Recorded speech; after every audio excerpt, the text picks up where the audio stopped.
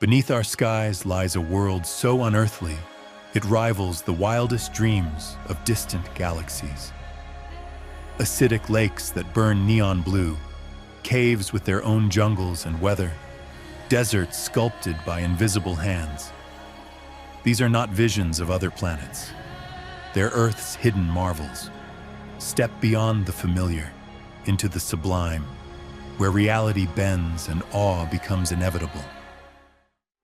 A pale mist curls over the crater's lip, soft and silent like breath upon glass.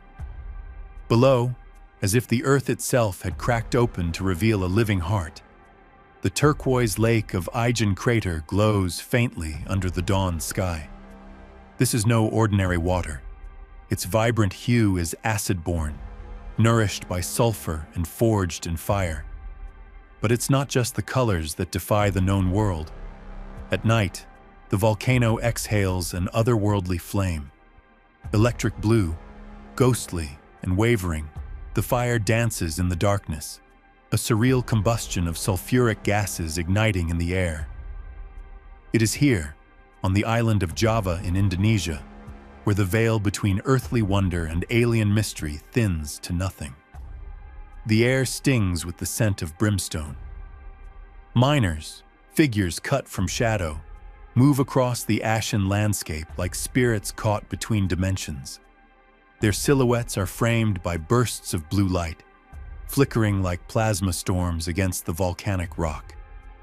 Each movement echoes with reverence, with resilience, with the knowledge that this place is sacred in its danger.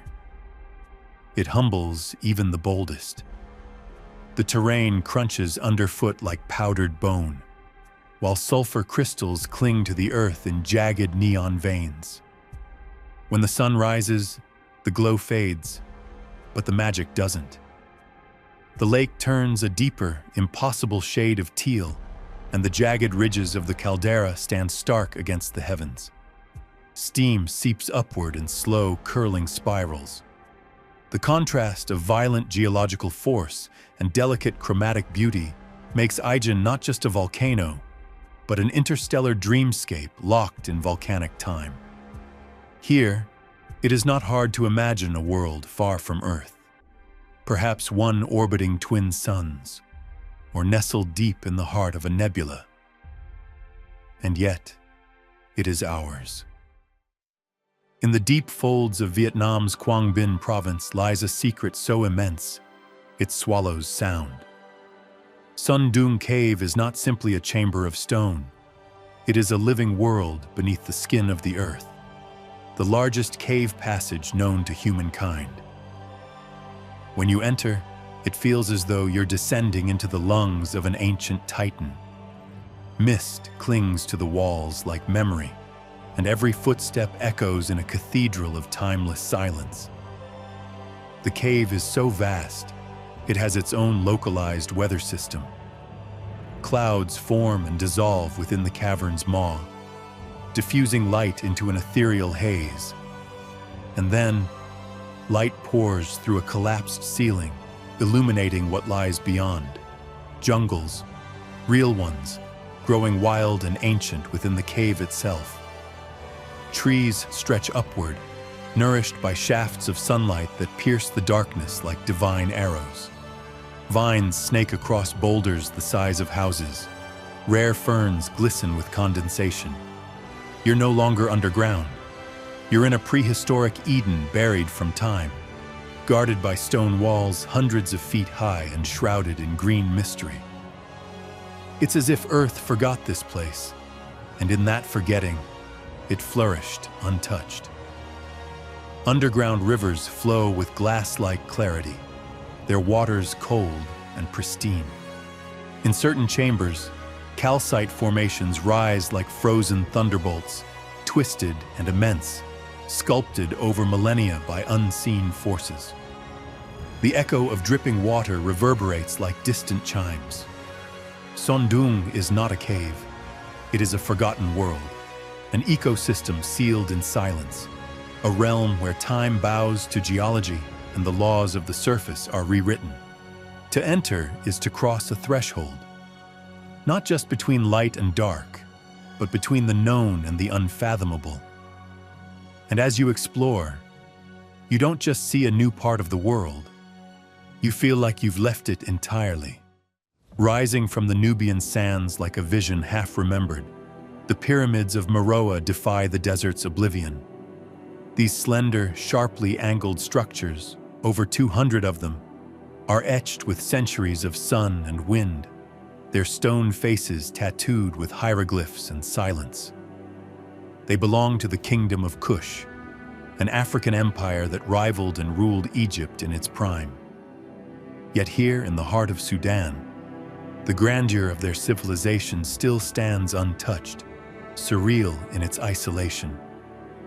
There are no crowds, no tour buses, just the whisper of the desert wind threading through the pylons and dunes. The sand here moves like water, rising and falling against the base of each pyramid, sculpting the landscape anew each day. Black granite tips contrast against the ochre stone, catching the fire of the setting sun and igniting the illusion of floating obelisks. Their angles are sharper, their scale more intimate, and their arrangement, spread across golden earth, feels like stardust mapped by ancient minds. You walk among them and time fractures. You are not just in a land of pharaohs. You are in a place that outlived them. Forgotten by most history books, the Nubian pyramids stand prouder for their obscurity.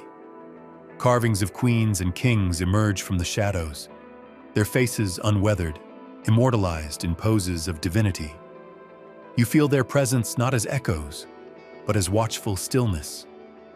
The dry air holds their breath, their vision, their secrets. Here, the night sky is unbroken.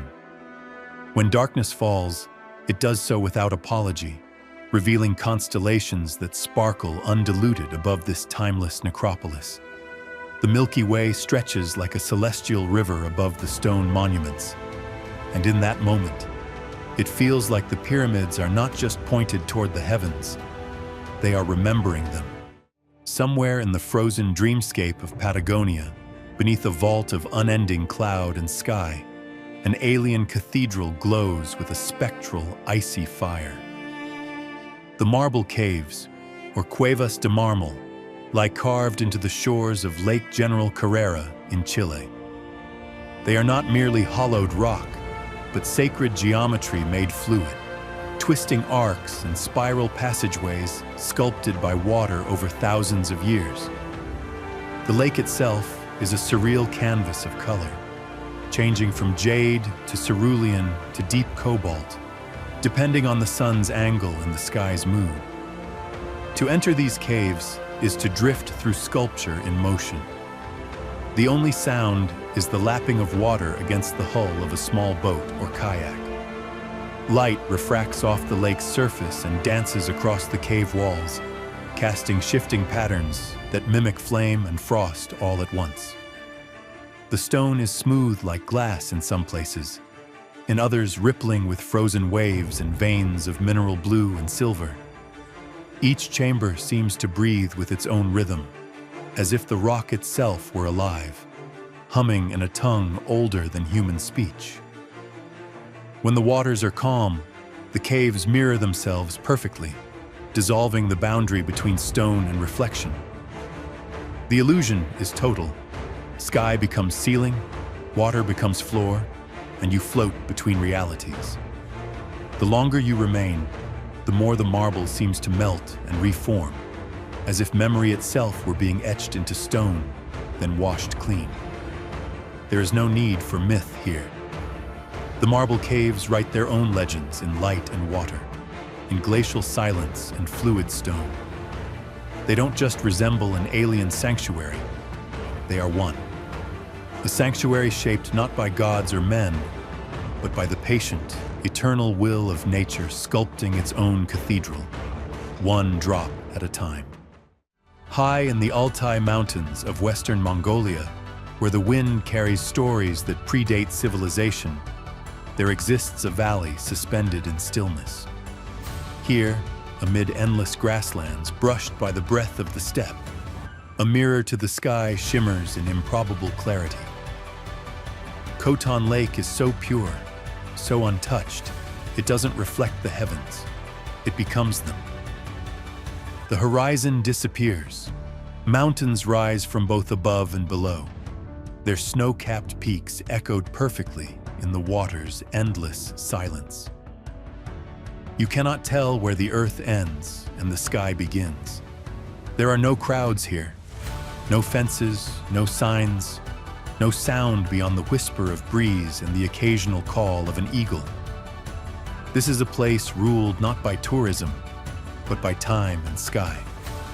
Nomadic families still move with the seasons, their white gyrs dotting the valley like stars that have fallen gently to earth. Their herds graze freely, dwarfed by the magnitude of the landscape around them. Khotan Lake doesn't dazzle with neon color or volcanic fire. Its beauty is quiet, vast, and so expansive it makes the soul feel weightless.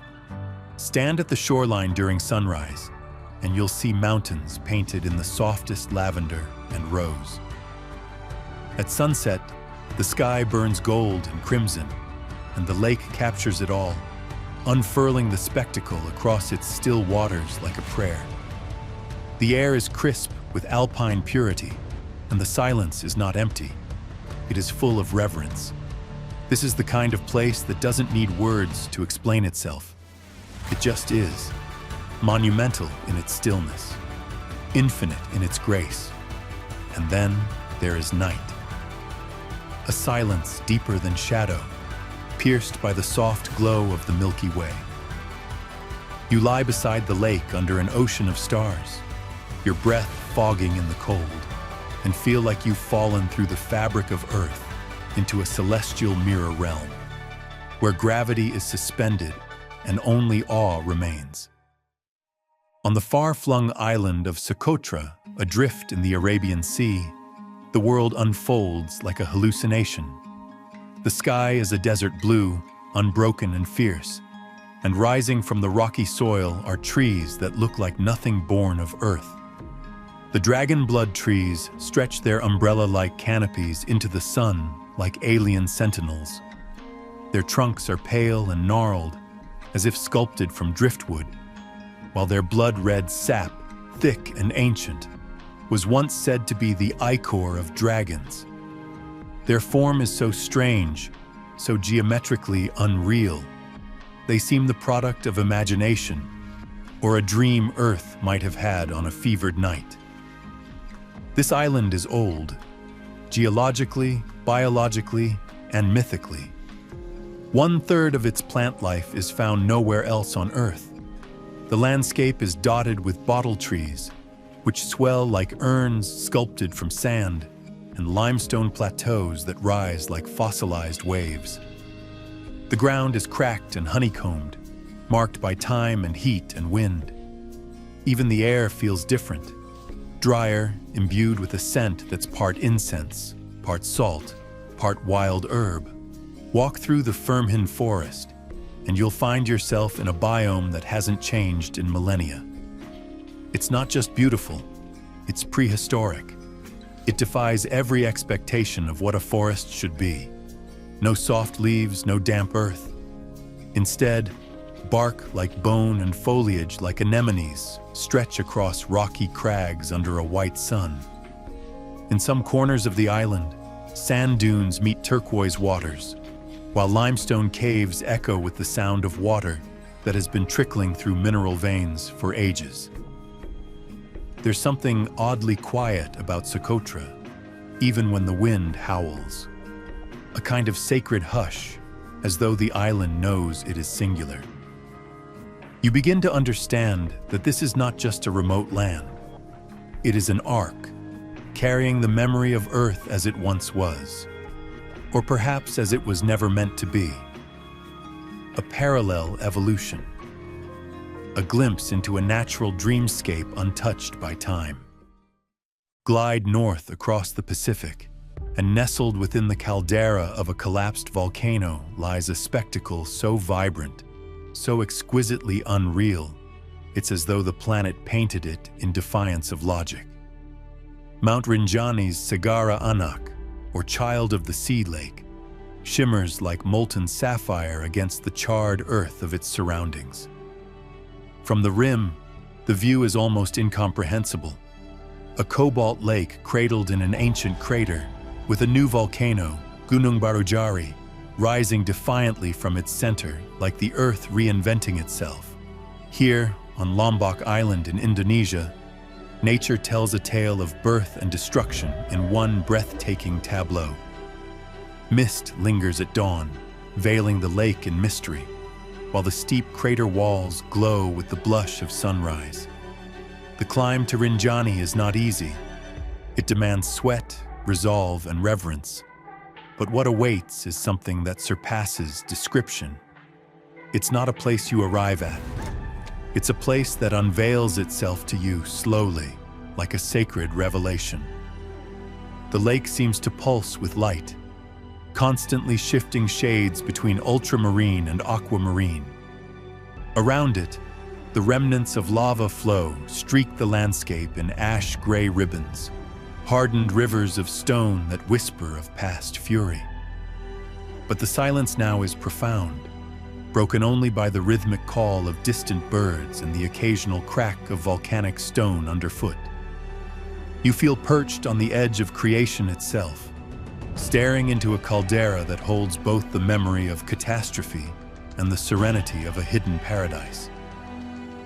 Hot springs steam near the shore, their waters rich with minerals, hinting at the fire still burning deep below. Here, humans have built no temples, no shrines, only stone paths and modest tents that vanish with the wind. Rinjani doesn't need monuments.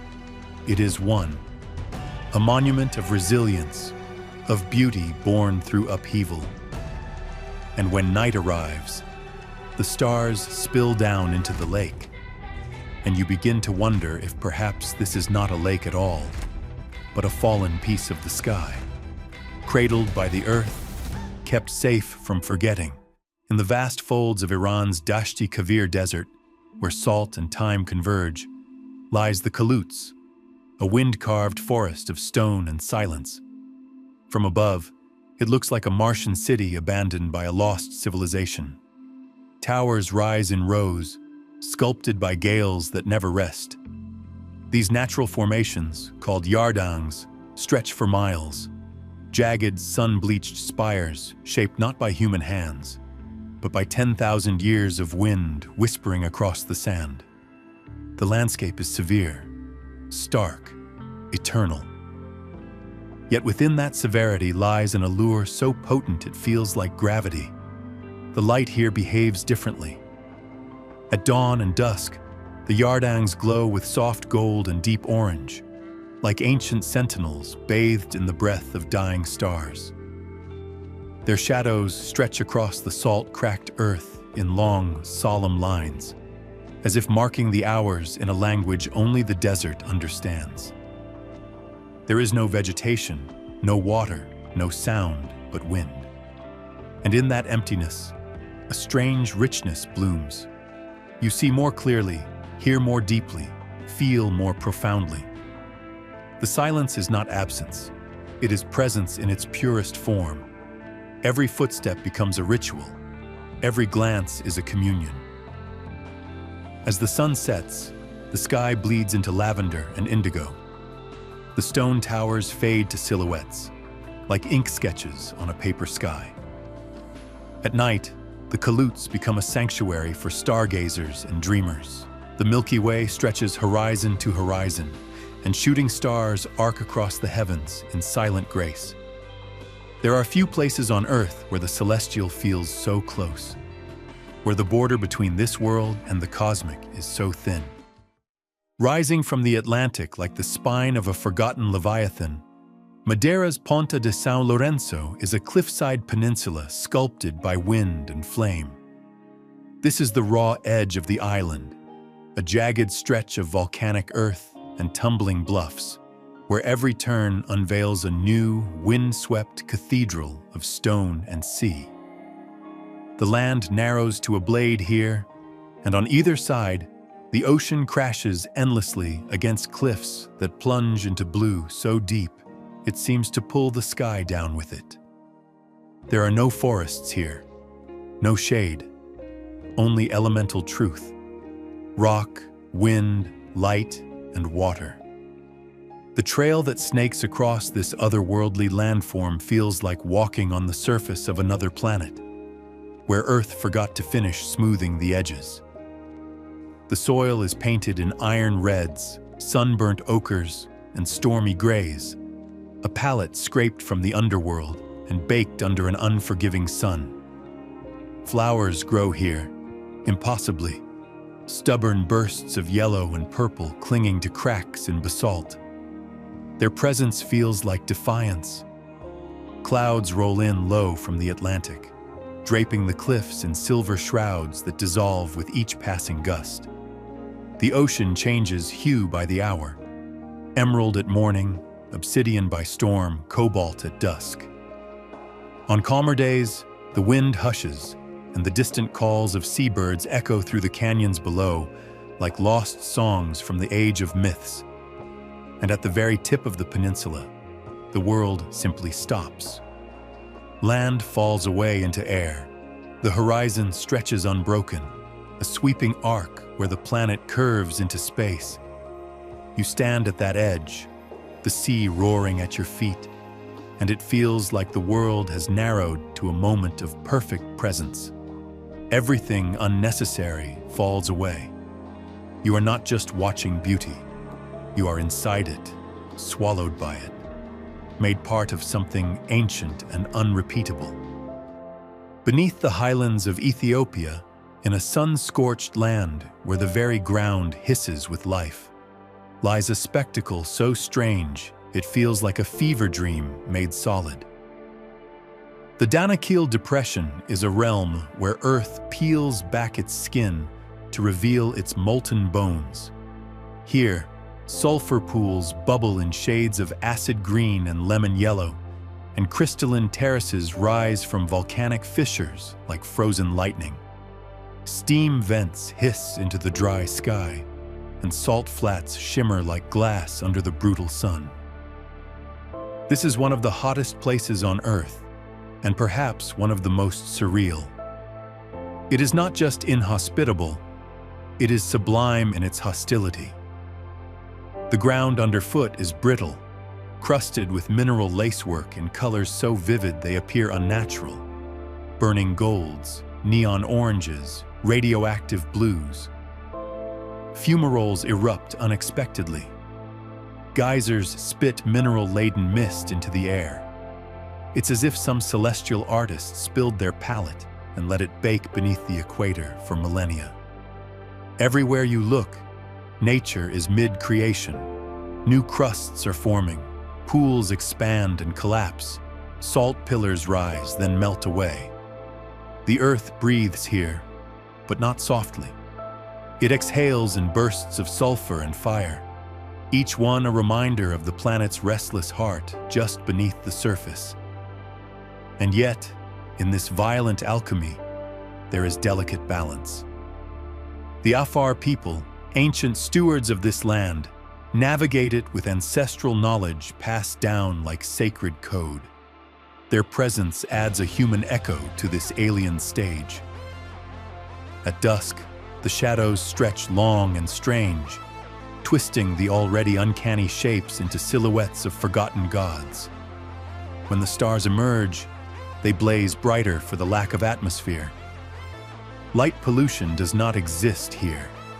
Only the glow of lava lakes in the distance, pulsing red like the heartbeat of the earth itself. This is not the edge of the world. This is somewhere deeper. A place where the world was never covered up, where it still speaks in steam and stone. Hidden deep in the Carpathian Mountains of Romania lies a cave so secret, so perfectly sealed off from the rest of the world, that life inside it has evolved in complete isolation. Movile Cave is not a place the casual traveler can visit, but the idea of it, The sheer alienness of its reality reshapes what we believe about Earth itself. The entrance is unremarkable. A crack in the earth, surrounded by reeds and rust-colored rock. But inside, the air thickens. The cave has been sealed from the surface for over 5 million years. Its atmosphere is rich in hydrogen sulfide and carbon dioxide, deadly to most. But within it, life has found a way. Over 30 unique species live here, found nowhere else on the planet. Pale spiders, blind centipedes, bacteria that thrive in the darkness and eat sulfur like sunlight. They move through the steam-choked blackness in complete ignorance of the world above. The cave walls weep with condensation. Pools shimmer with faint bacterial films that glow in the right light. There are no echoes, only the wet whisper of air filtering through jagged stone. Movile is a testament to nature's adaptability, a snapshot of life as it might exist on distant moons or buried beneath Martian ice. It is Earth becoming alien again. The most astonishing part? The cave generates its own ecosystem. Chemosynthesis replaces photosynthesis.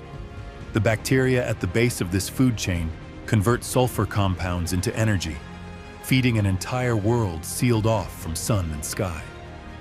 It's as if an alternate Earth was left running in the basement of our own. And though you may never walk its passages, just knowing Movile Cave exists reframes the possible. It whispers of subterranean miracles, of unseen worlds thriving in the cracks. It reminds us that life doesn't need permission, it only needs possibility. Far above the Arctic Circle, where the sun vanishes for months and returns in a blaze of never-setting glory, the Lofoten Islands of Norway shimmer with a quiet, crystalline surrealism. Here, jagged peaks rise straight from sapphire fjords, their snow-streaked flanks mirrored in waters so clear they seem made of memory. Fishing cabins, red and gold, cling to rocky outcrops like scattered jewels. The sea here is rich with light and shadow, and the sky is in constant dialogue with the ocean. This is a place of dualities, midnight sun and polar night, silence and storm, ice and fire-colored skies. In summer, the landscape glows for weeks without darkness. You can hike for hours under pastel horizons that never deepen into night. The mountains loom sharp and angular, their silhouettes cut like glass against the sky. Eagles soar through mist that coils around the ridges like ancestral smoke. Orcas and humpbacks slip through the fjords with impossible grace, breaking the mirror of the sea for a moment, then disappearing again like myths. In winter, the world shifts into chiaroscuro. Snow carpets the ground and darkness reigns, until it doesn't. For in those long polar nights, the heavens awaken. The aurora borealis unfurls in sheets of emerald and violet, twisting across the stars with a silent, operatic grace. They ripple through the sky like cosmic ink dropped in water, turning each night into a private ballet between Earth and galaxy. Everything in Lofoten feels heightened, more vivid, more still, more immense. The air is so clean it stings your lungs. The silence is so deep it becomes music. You feel small, yes, but not diminished. Instead, the landscape expands something in you, makes room for reverence. Here, time doesn't pass. It hovers. It waits for you to notice. And once you do, it never lets you forget. In the middle of the Bolivian Altiplano, at an altitude so high the air thins into silence, the world seems to dissolve into reflection. Salar de Uyuni, the largest salt flat on Earth, stretches beyond sight in a white, geometric infinity. When dry, the crust cracks into perfect hexagonal patterns, each segment etched like the scales of a slumbering titan. The ground is blinding, brilliant, a mirror not of glass, but of crystallized earth and ancient evaporation. It hums underfoot with quiet tension, like the surface of another planet waiting to awaken. But when the rains come, Salar de Uyuni becomes something else entirely. A liquid mirror that erases the line between heaven and ground. Sky and salt merge in flawless symmetry. Clouds float beneath your feet. Mountains hover as mirages, and as you walk across the shallow film of water, it feels as though you're drifting across the skin of the sky. Vehicles and people cast double reflections, ghosting in mid-air, dreamlike and disorienting. The surrealism is total. Every sense unravels, overwhelmed by the purity of it. Time slows here. The horizon is endless, with no visual anchors, no trees, no sound, only the low moan of wind skimming the surface. And at night, when the stars come out, they double too, above and below. Constellations stretch in every direction, making you feel as though you're standing in the middle of the universe itself. Not above it, not beneath it, within it. Salar de Uyuni doesn't just feel like another world. It feels like the boundary between worlds, a portal without edges, a threshold not crossed by ships or planes, but by awe. Tucked beneath a veil of mist and mystery, Mount Roraima stands like a dream that forgot it belonged to this world. Nestled at the intersection of Venezuela, Brazil, and Guyana, this tabletop mountain rises from the jungle like the remnant of an ancient god's forgotten throne. Its cliffs drop vertically for over 1,300 feet, an unscalable wall of stone that disappears into clouds. Above, the summit is a land unto itself, alien, prehistoric, impossibly surreal. Rain falls sideways, caught by gusts of wind that spiral around the plateau like wild spirits. The rocks are dark and cragged, shaped into forms that defy reason, mushroom-like towers, endless crevices, natural labyrinths. Pools of pure rainwater mirror the gray skies, while strange plants, some found nowhere else on Earth, cling to life on the rocky surface. Frogs no bigger than a fingernail leap between puddles, their bright colors glinting in the gloom. The summit is often shrouded in cloud, and when it parts, the view is unlike anything imaginable. A sea of green stretching endlessly, broken only by the occasional silhouette of another tepue rising like a forgotten fortress. The journey here is not easy. It is earned. But once atop Roraima, you feel like an intruder in Eden, standing on a page ripped from the planet's first chapter.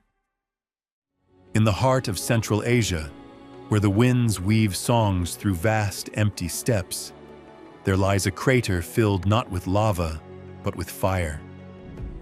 Darvaza, the door to hell, burns deep in the Turkmen desert, an open wound of orange flame set against an ocean of silence. It's not marked with signs or guarded by rails. One simply stumbles upon it after miles of barren dunes, a mouth of flame flickering with unnatural vitality. At dusk, the effect is staggering. The sky bleeds into lavender and charcoal while the crater glows brighter, a sunken furnace against the growing dark. Flames lick the edge, snapping and hissing with an eerie constancy. It was born by accident, a collapsed natural gas field set alight by Soviet geologists half a century ago, and it has burned ever since. The desert absorbs the sound, leaving only the low, hellish murmur of the pit. Campers set up tents nearby, their silhouettes outlined by the flicker of eternal combustion. Stars shimmer above in stark defiance of the blaze below. Here you feel suspended between elements, sky and fire, silence and roar, time and infinity. It is not a place of beauty in the traditional sense, but it is cinematic, it is primal, and it is unforgettable. Nestled in the southern reaches of Chile, beyond the famous trails of Patagonia, there exists a hidden glacial sanctuary known as the Cueva de los Milodones. Unlike its better-known cousins of Torres del Paine, this site is veiled in quiet legend and primeval beauty. Towering above the steppe is a yawning cave, carved into a sheer cliff by the breath of ancient ice. Within its cavernous depths, shadows stretch across fossil-stained walls, where remnants of prehistoric beasts once roamed. Outside, the surrounding landscape explodes into hues of gold and sage, wind-swept grasses bending under skies so wide they feel infinite. The cave opens toward a valley of silence, where guanacos tiptoe through the morning mist and condors trace lazy spirals in the thermal drafts. This is not a place of loud spectacle, but of whispered awe, where history lingers in the still air and the bones of forgotten giants rest just beneath your feet. In Cueva de los Milodones, time thickens, and the present moment becomes a thin veil stretched across deep eternity. In the northern reaches of India's Meghalaya state, where clouds sleep on mountaintops and waterfalls drop from the sky like strands of silver silk, lies the village of Nongriat, accessible only by foot through a verdant rainforest that seems more imagined than real.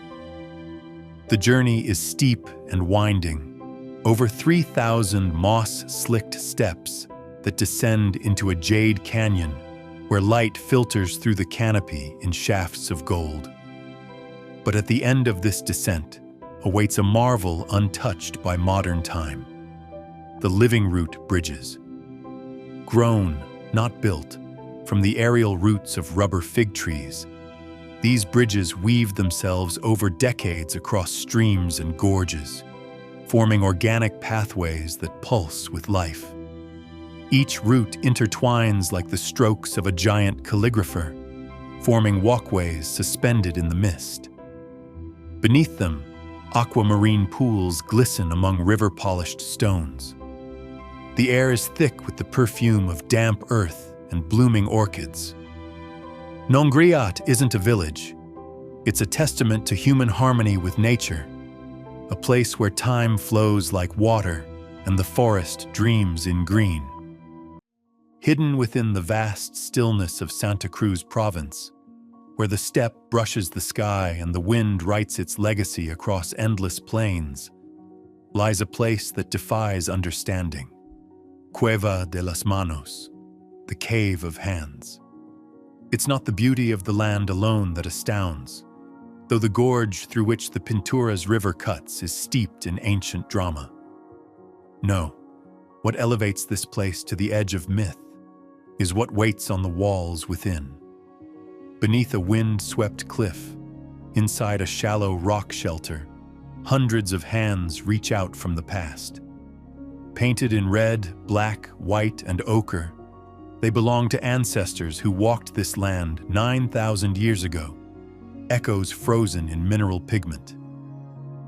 As you approach, the walls begin to speak, silhouettes of guanacos in motion, hunters wielding bows, abstract symbols lost to time. The air inside the cave is still and cool, and the weight of history sits thick in the silence. These aren't just paintings. They are declarations, prayers, messages cast forward across millennia. Looking upon them, the present dissolves. You feel the urgency of those long gone, their presence undeniable. Outside, the desert expands endlessly. Inside, the cave pulses with memory. The hands remain, soft, defiant, eternal. An archive not of conquest, but of connection.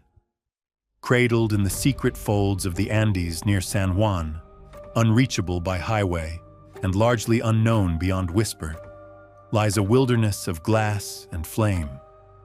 Valle de la Luna, the Valley of the Moon. A place so surreal it has been compared not to other earthly sights, but to Martian terrain. Here the land rises in wind-etched ridges and strange geological towers, formations sculpted over 200 million years by silence, time, and the merciless sun. The ground is bone dry and cracked like ancient parchment, and the rocks seem to float above their shadows, as if suspended by the heat itself. The colors shift constantly. Soft pewter at dawn, searing white at noon, deep violet under the stars. There are fossils here, entire forests turned to stone. Dinosaur tracks etched into hardened mud. Wind howls through narrow canyons and echoes with primordial sound.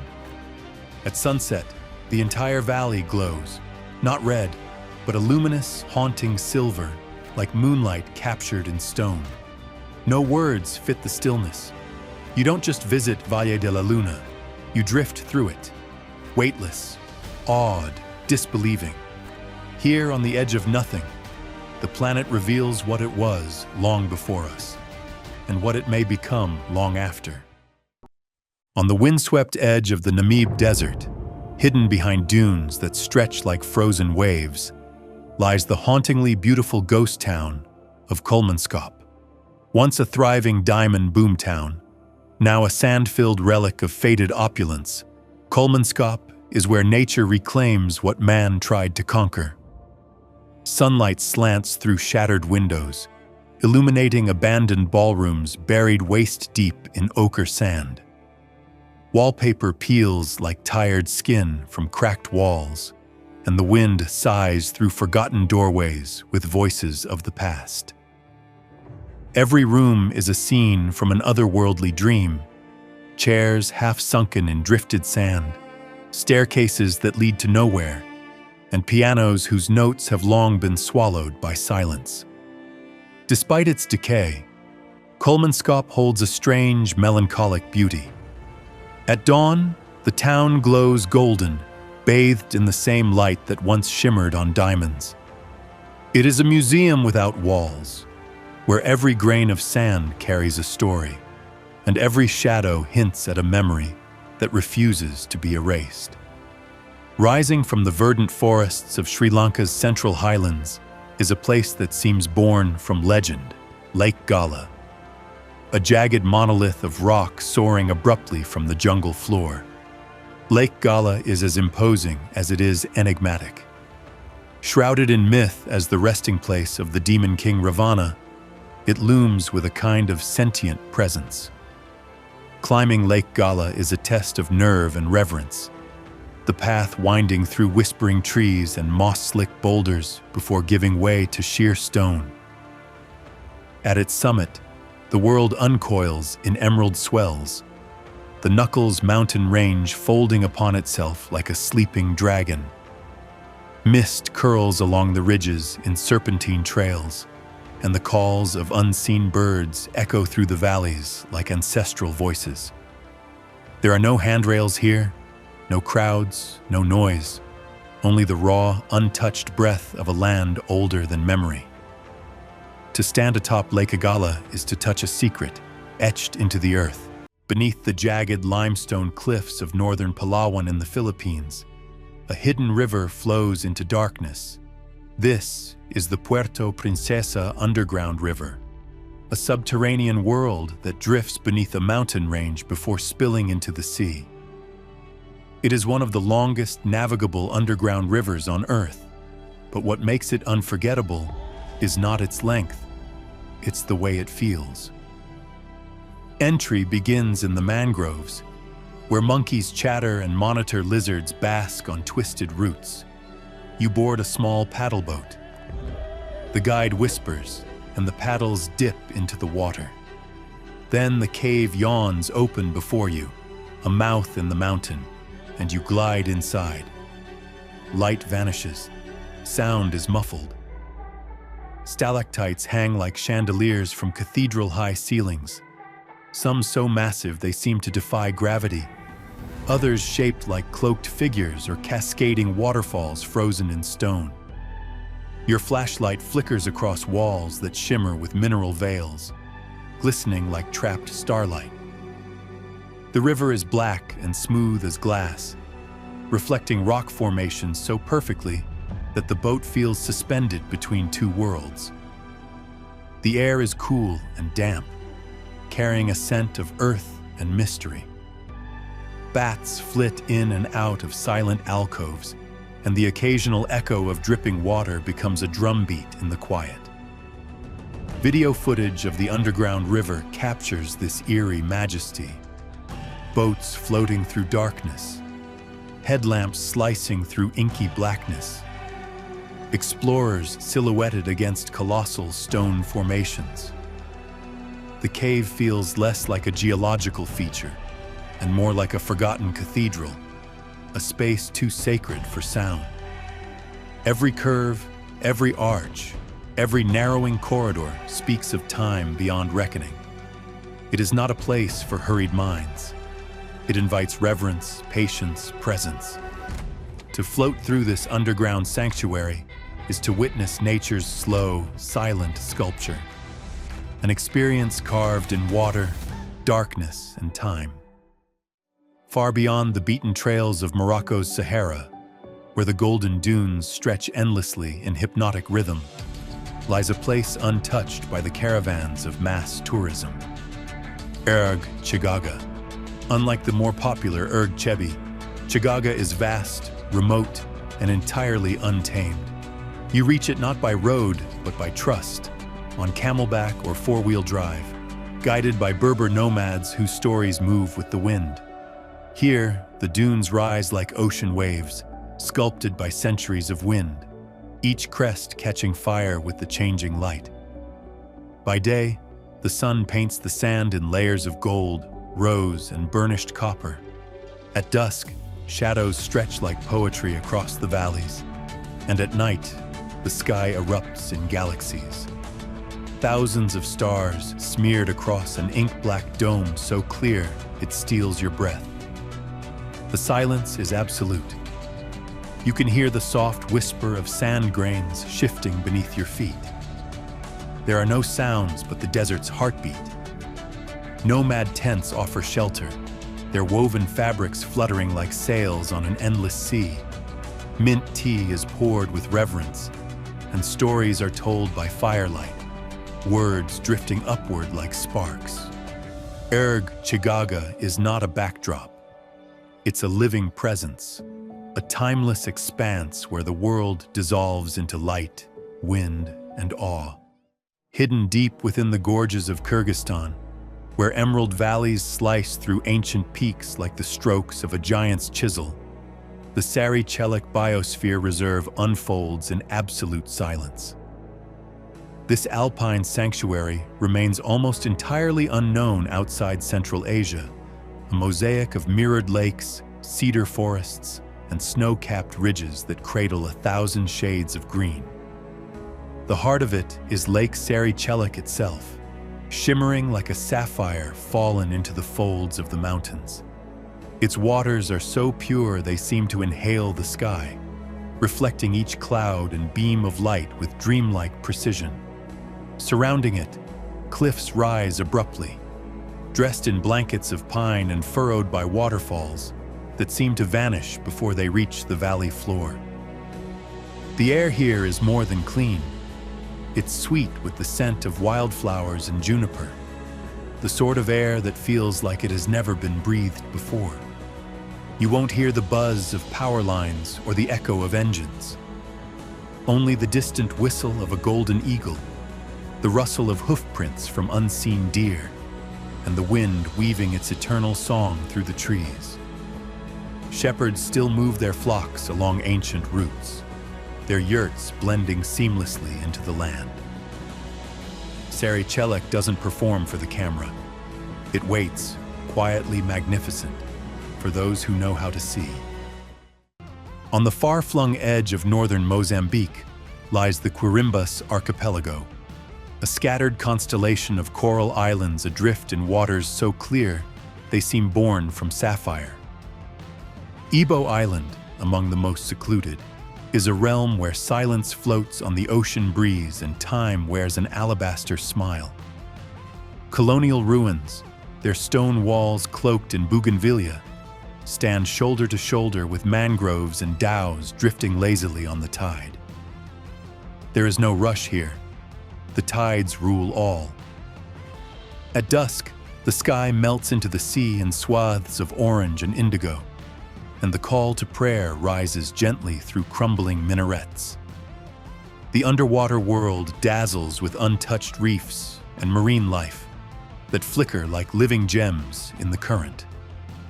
On land, artisans craft intricate silver filigree, their hands echoing centuries of tradition. There are no crowds, no signs, only the soft lap of waves against shore and the hush of a place preserved by seclusion. The Quirimbas are not merely islands. They are whispers in the sea, waiting to be heard. Tucked within the folds of the Peloponnese in Greece, hidden beyond the mythic coasts and olive-covered hills, lies the village of Castania. A settlement so steeped in stone and shadow, it seems carved from the mountain itself. The stone houses here are huddled close, their slate roofs dusted with centuries of weather and war. Winding alleyways coil like secrets through the village, leading to arched chapels filled with the scent of beeswax and incense. Overhead, the Tagatos Mountains loom, their peaks serrated against the pale blue sky, cloaked in pine and myth. Castania is not in any brochure. It's a place locals speak of quietly, almost protectively. The hum of bees in lavender, the clang of goat bells over distant ridgelines, the laughter rising from a taverna courtyard, all converge in a symphony of the unassuming sacred. This village doesn't announce itself. It waits for your attention, and when given, opens like a hidden door into the soul of an older Greece. One built not of ruins, but of roots. In the heart of Salta's Calchaquí Valley, where sun-baked cliffs fold like layers of ancient parchment, there lies a sandstone labyrinth untouched by fame, Quebrada de las Señoritas. This crimson ravine unfurls behind the quiet village of Ukiah, hidden from passing eyes by a veil of brush and shadow. But those who walk the ochre paths find themselves stepping into an open-air temple sculpted by wind and time. Towering hoodoos rise in serrated formations, like forgotten deities frozen mid-prayer. The earth here breathes fire. Every rock glows red, orange, gold, as if kissed by a sun that never sets. In some hollows, the silence is so complete, you can hear the heartbeat of the desert. Small caves pockmark the cliffs, once used by indigenous peoples, now echo chambers for the wind's whisper. At dusk, the canyon becomes a canvas. The light slants low and turns the ravine into a living painting. Cacti bloom in stoic defiance, and condors glide low, their feathers catching amber fire. This is not a place to hurry. Every curve reveals a secret. Every footstep deepens the silence. The Quebrada de las Señoritas is a myth given form, a shrine to Earth's artistry that asks for reverence, not recognition. Beyond the known trails of the Lake District, hidden among Patagonia's remote northern valleys, lies Lago Escondido, the hidden lake, a jewel so secluded it lives up to its name in every sense. The journey is half the magic, a rough track through Lenga woods and alpine meadows, where silence hangs heavy and the scent of wet bark clings to the air.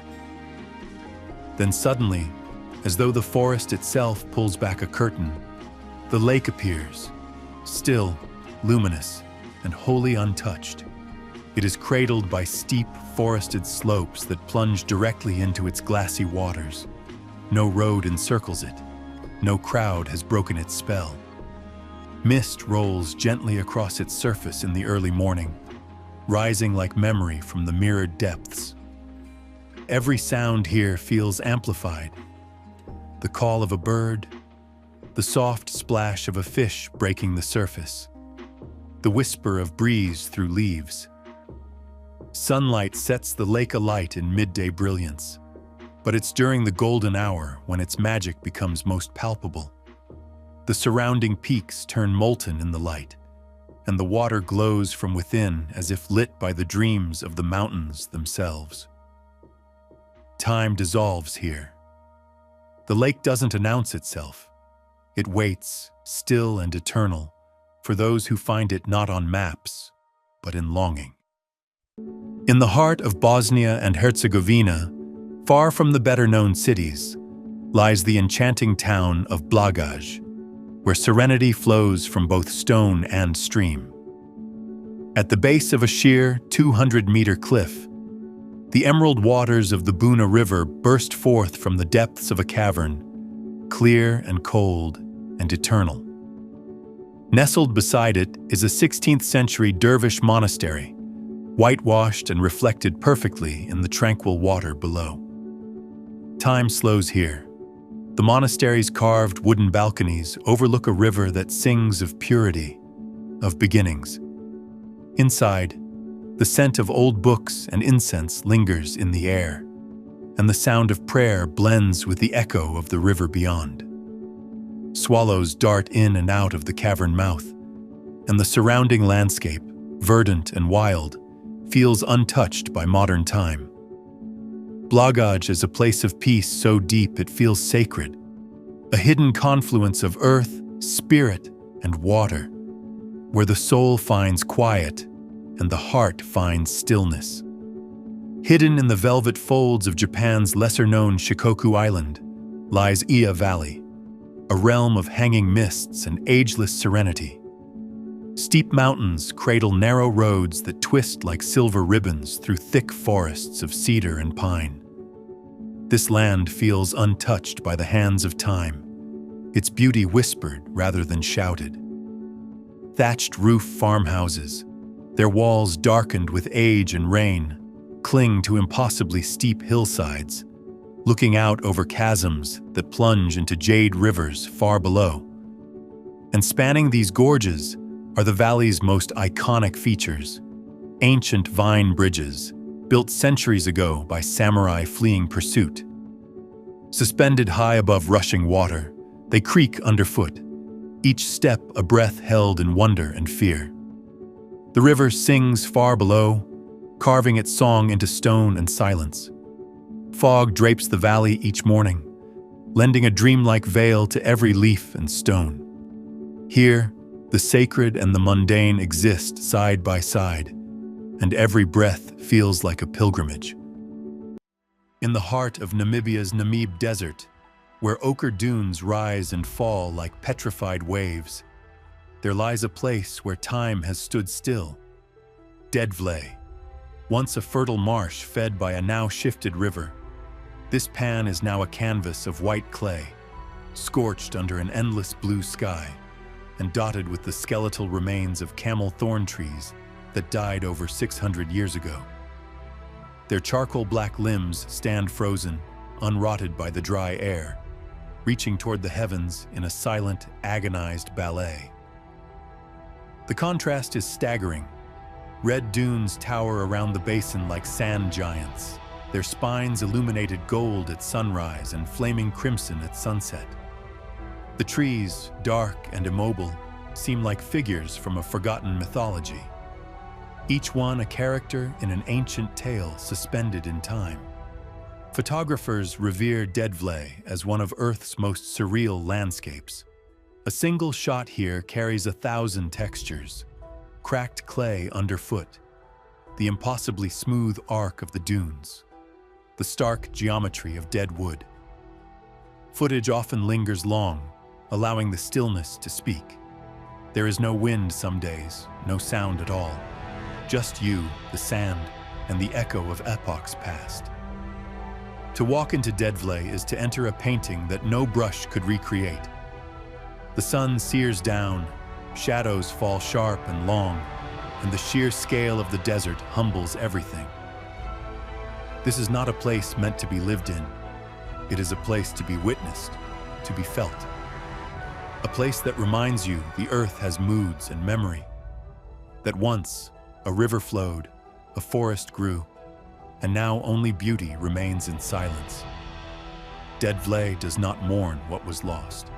It honors it, etched forever in sun, sand, and shadow.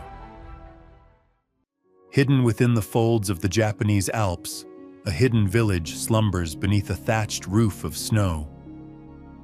Shirakawa-go is not a mirage, though it feels like a memory carved into the edge of time. Thatched Gassho Zukuri houses, shaped like hands pressed together in prayer, dot the valley like ancient charms laid carefully into the land. In winter, snow falls thick and slow, burying the village in a white so pure it glows beneath the moon. Smoke curls from chimneys, as if from the lips of old spirits. Inside, warm light glows from paper lanterns, and old wood crackles in fire pits. Water from mountain springs flows through narrow channels, undisturbed for centuries. During twilight, the world softens. Shadows stretch gently across rice paddies dusted with frost, and the air holds a stillness that whispers of monks, lullabies, and lost tales. Fireflies flicker in the warmer months, dancing like forgotten souls above the fields. No billboards, no wires overhead, no distant highways humming. Only the lullaby of wind across rooftops and the heartbeat of the mountains wrapped around it all. To walk its paths is to slip into an old dream, one too delicate for the modern world. Far away in the high deserts of Iran, where time appears to have folded into silence, sits the ghost village of Karanak, a place seemingly forgotten by the world, but remembered by the earth. Its adobe towers and mud brick corridors melt into the ochre hills, forming a vision that feels more like an apparition than a destination. The wind here carries the warmth of the sun and the stories of the Silk Road. Cracked doorways open to courtyards swallowed by sand. Shadows move softly along stone arches and crumbling minarets that seem to defy gravity with their resilience. Every wall breathes history, and every crevice speaks of whispered prayers and ancient trades. The sky above stretches endlessly, a burning canvas of blue in daylight, and a vault of stars at night so vivid it silences thought. A stillness lingers here that bends time. It invites you to sit, to listen, to feel. Golden hour stretches forever in this place. Light pours like honey across the ruins, igniting every edge, warming every worn stone. It's not a museum, not a set. It's a living relic, quietly waiting beneath the desert sun, with nothing to offer but its truth and its raw, fragile beauty. High in the Colombian Andes lies a realm of surreal luminosity, Caño Cristales, the river of 5 colors. A liquid kaleidoscope whose waters shimmer in radiant hues of red, yellow, green, blue, and black. For much of the year, this river is unassuming, but from July to November, a miraculous bloom of aquatic plants called Macarenia clavigera transforms its currents into a living painting. The colors are not reflections or tricks of light, but rather a spectacle of biology. A blooming of liquid fire beneath the water's skin. It flows through ancient rock channels, past waterfalls that tumble like silver veils and pools as still as polished glass. Hikers wind through Los Llanos' wild savannas to reach this marvel, following trails flanked by exotic flora and serenaded by the calls of rare birds. Here, each step brings a new panorama, a new cascade of light and color. Caño Cristales is more than a river. It is a cosmic event grounded in earth, a sacred dance of life's hidden pigments, exposed only to those who seek it with reverence and wonder. Hidden in the highlands of Laos, near the border with Vietnam, is the remote village of Sop Chem. a place not found on most maps, but echoing with the heartbeat of ancient ways. The Nam U River cradles the village, its waters moving like molten jade through narrow canyons carved by centuries of monsoon rain. Wooden homes perch on stilts above the forest floor, surrounded by terraces of rice that shift in color with the season, emerald in the wet months, golden in the harvest. The air is thick with the scent of frangipani and wood smoke, and evenings bring a hush punctuated only by the calls of cicadas and the rhythmic tapping of looms weaving silk. Life here unfolds not in hours, but in patterns. The rhythm of seasons, the pulse of harvests, the quiet passing of cloud shadows over the mountains. Travelers arrive by longboat, stepping onto mist-draped shores that feel like the edge of a forgotten world. Sop Kem offers no spectacle, but the unfiltered magic of existence itself, glowing softly under a sky untroubled by haste. A secret carved in mist and myth, Salto Encantado is not a waterfall. It's an incantation, found in the subtropical heart of Misiones province, far from the booming allure of Iguazu. This hidden cascade thunders into existence within a gorge cloaked in jungle and legend. The approach is hushed, veiled in rising mist, and the hush of leaves brushing against one another like secrets.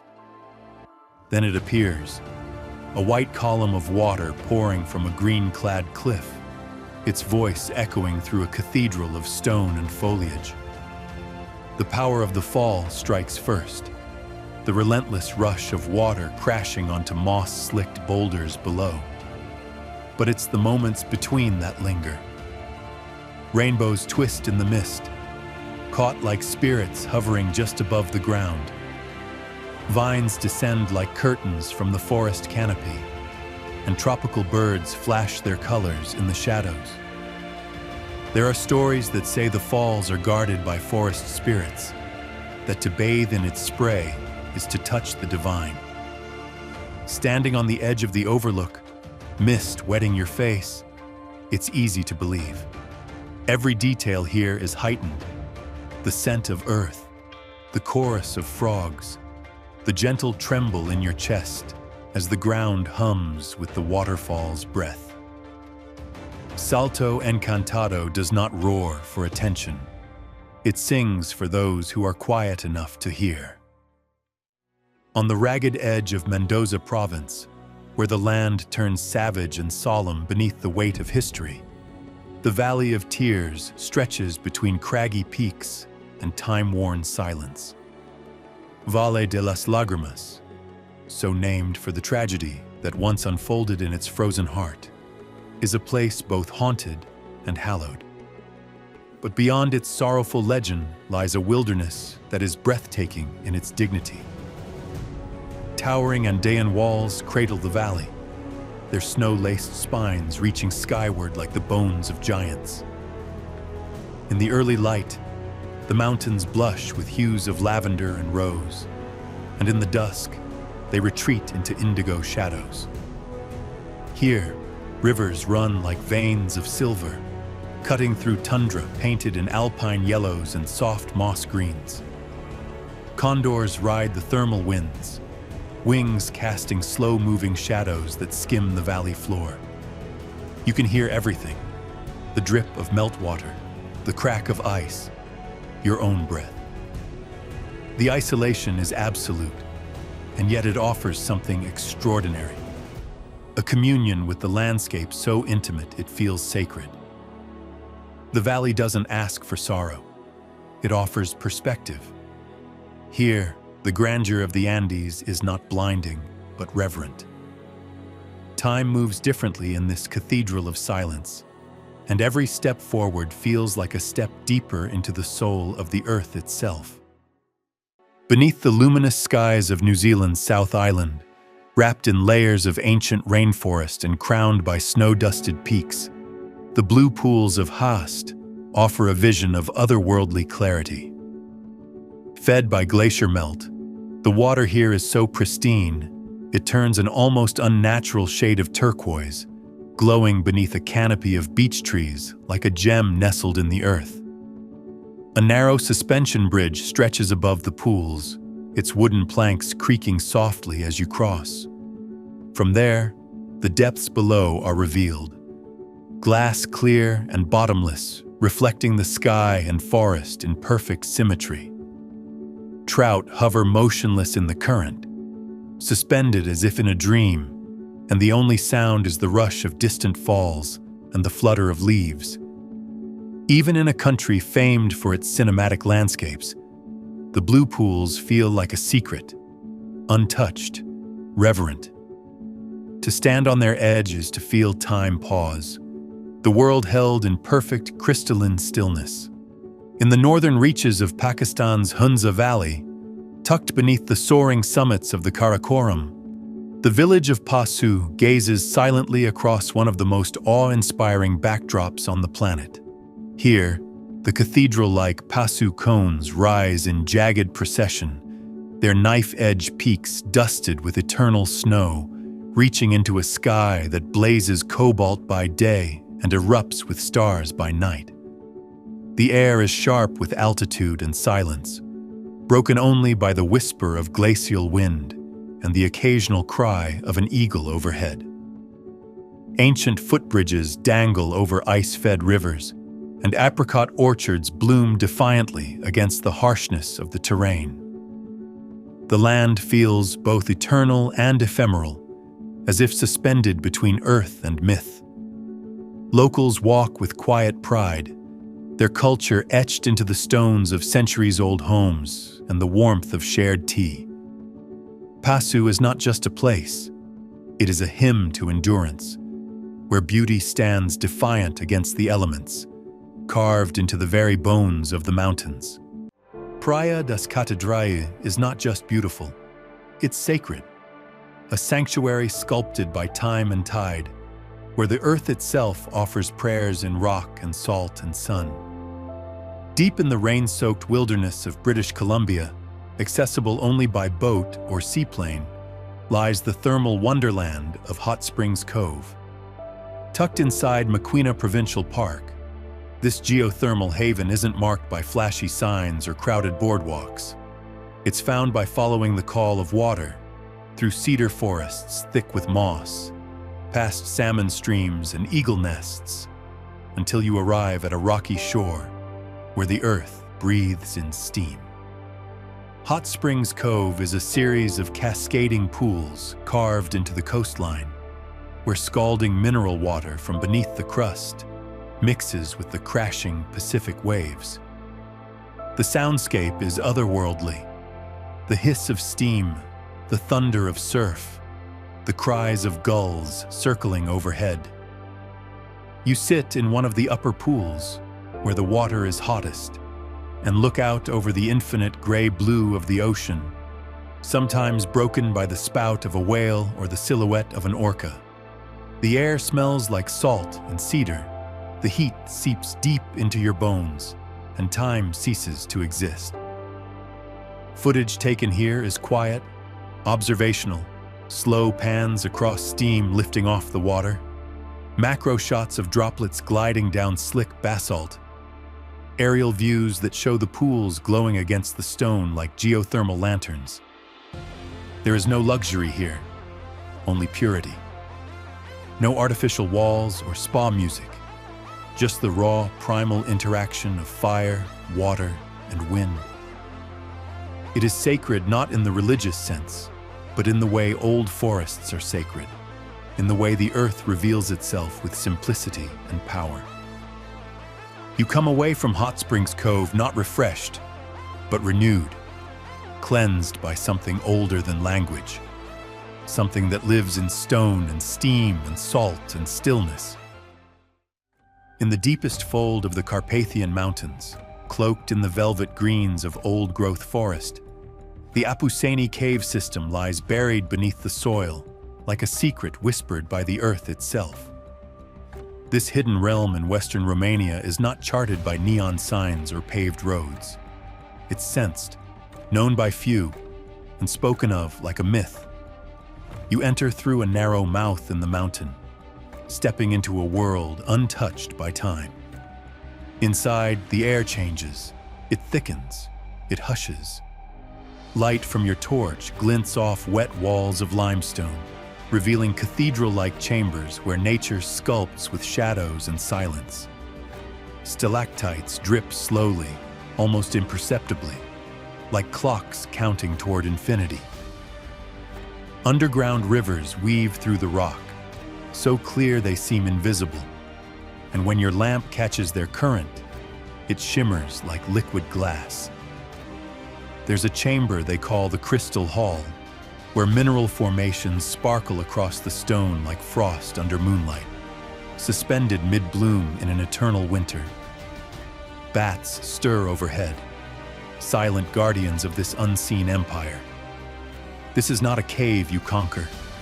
It is one you enter with reverence, moving slowly, speaking softly, your own breath echoing back at you like a ghost. In Apuseni, the world above feels like an illusion, and down here in this dripping, glimmering underworld, the earth shows you what it's been hiding all along. Floating like a dream in the Indian Ocean, but long forgotten by even the most seasoned wanderers, lies the island of Socotra. Part of Yemen, yet alien to every known coastline, it feels less like land and more like the afterimage of a star that fell into the sea. Here, everything is strange. Everything is alive in ways you didn't think were possible. The dragon blood trees stretch toward the sky with canopies like inverted umbrellas, casting patterned shadows on the red sand. Their bark weeps crimson sap, said to be both sacred and curative, glowing like rubies in the sun. The sand dunes are bone white and silent, rolling toward beaches of cobalt and jade, where cliffs plunge into waters so clear you can see the shimmer of parrotfish darting between coral kingdoms below. Caves filled with ancient carvings echo with the voices of lost tribes, and salt flats shimmer like glass as mirages dance in the midday heat.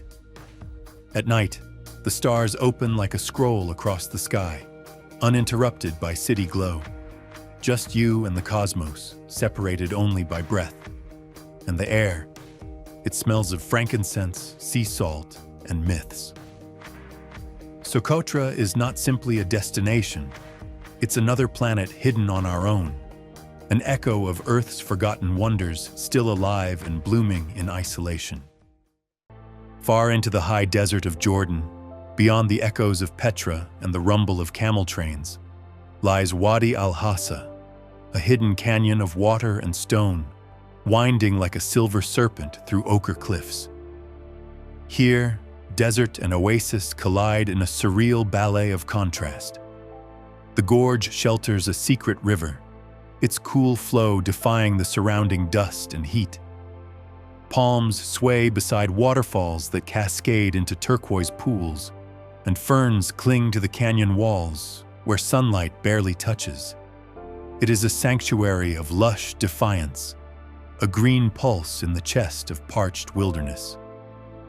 Trekking through the wadi, one wades through water for miles, past sculpted sandstone cathedrals and chambers echoing with the call of doves. The deeper you go, the quieter the world becomes, until it's just your breath, the river, and the silence of deep time. Wadi al-Hassa isn't marked on most tourist maps, yet it holds a power that rivals the wonders nearby, a place where the desert dreams of water, and water remembers the stories of stone. Beneath the snow-capped peaks of Georgia's Tusheti region lies Dartlo, a village suspended in the embrace of alpine meadows and medieval towers. Built in a remote valley, only accessible by treacherous mountain roads during the short summer, Dartlo rises like a legend from the green earth. Stone towers, centuries old, reach skyward in stoic silence, guardians of a culture preserved in fierce isolation. The air is pure, scented with wild mint and wood smoke, and the only sounds are the lowing of cattle and the distant clang of bells. The houses, with their slate roofs and timber balconies, seem frozen in a dream of time untouched by war or empire. Above them, eagles glide in lazy spirals, and the mountains hold their breath in solemn grace. Life here is measured in seasons, not days, and each encounter, be it a cup of cha-cha from a wrinkled shepherd or a tale by the fire, is imbued with the gravity of myth. Dartlo is not merely seen, it is felt in the bones, in the hush that falls over the valley when the stars emerge like 1,000 ancestral eyes. In a remote corner of Jujuy, far from the rainbow ridges of Humahuaca, lies a mountain cloaked in silence and mystery, Nevado de Changi. It is not just a peak, it is a presence. Rising to over 5,800 meters, its snow-kissed summit often hides in clouds, a sentinel watching over the high valleys below. The trek to its base is long and reverent, threading through dusty puna trails, sun-drenched quebradas, and small stone villages where time has scarcely moved. Along the way, alpacas graze amid rust-colored cliffs, and the air grows thinner, cooler, charged. The climb is not for the unprepared, but even those who stop short of the summit feel the sacredness of this place. Hidden glacial lagoons appear like sapphires dropped into the folds of the rock. Ice formations gleam with an almost crystalline clarity. There's a stillness here that silences even thought. As night falls, the stars arrive in fierce silence, a billion fires burning in the unpolluted void above. Stories passed from Quechua and Aymara elders speak of spirits who dwell on Changi's slopes, guardians of water, sky, and life. You don't conquer this mountain, you approach it, you listen, and if you're lucky, it allows you to linger for a time. Southwest of Mendoza, tucked away behind volcanic ranges and windswept steppes, lies a secret sanctuary known to few, Laguna del Diamante. It is vast and still, cupped gently within the high Andes at over 3,300 meters, accessible only a few months each year when the snow relents. The journey there is one of dust and ascent, miles of barren volcanic rock giving way to an emerald glint on the horizon. Then the lake appears, and time seems to falter. Its mirror surface reflects the towering cone of Maipo volcano, its perfect symmetry doubling in the water with almost mythical precision. The air here is sharp, clean, laced with the scent of alpine wind and silence. Flamingos gather in tranquil corners, their rose-tinted feathers echoing the glow of dawn. The lake itself is glacial, cold, pure, unnervingly clear. On still days, the reflection is so complete that it feels like you're suspended between two worlds.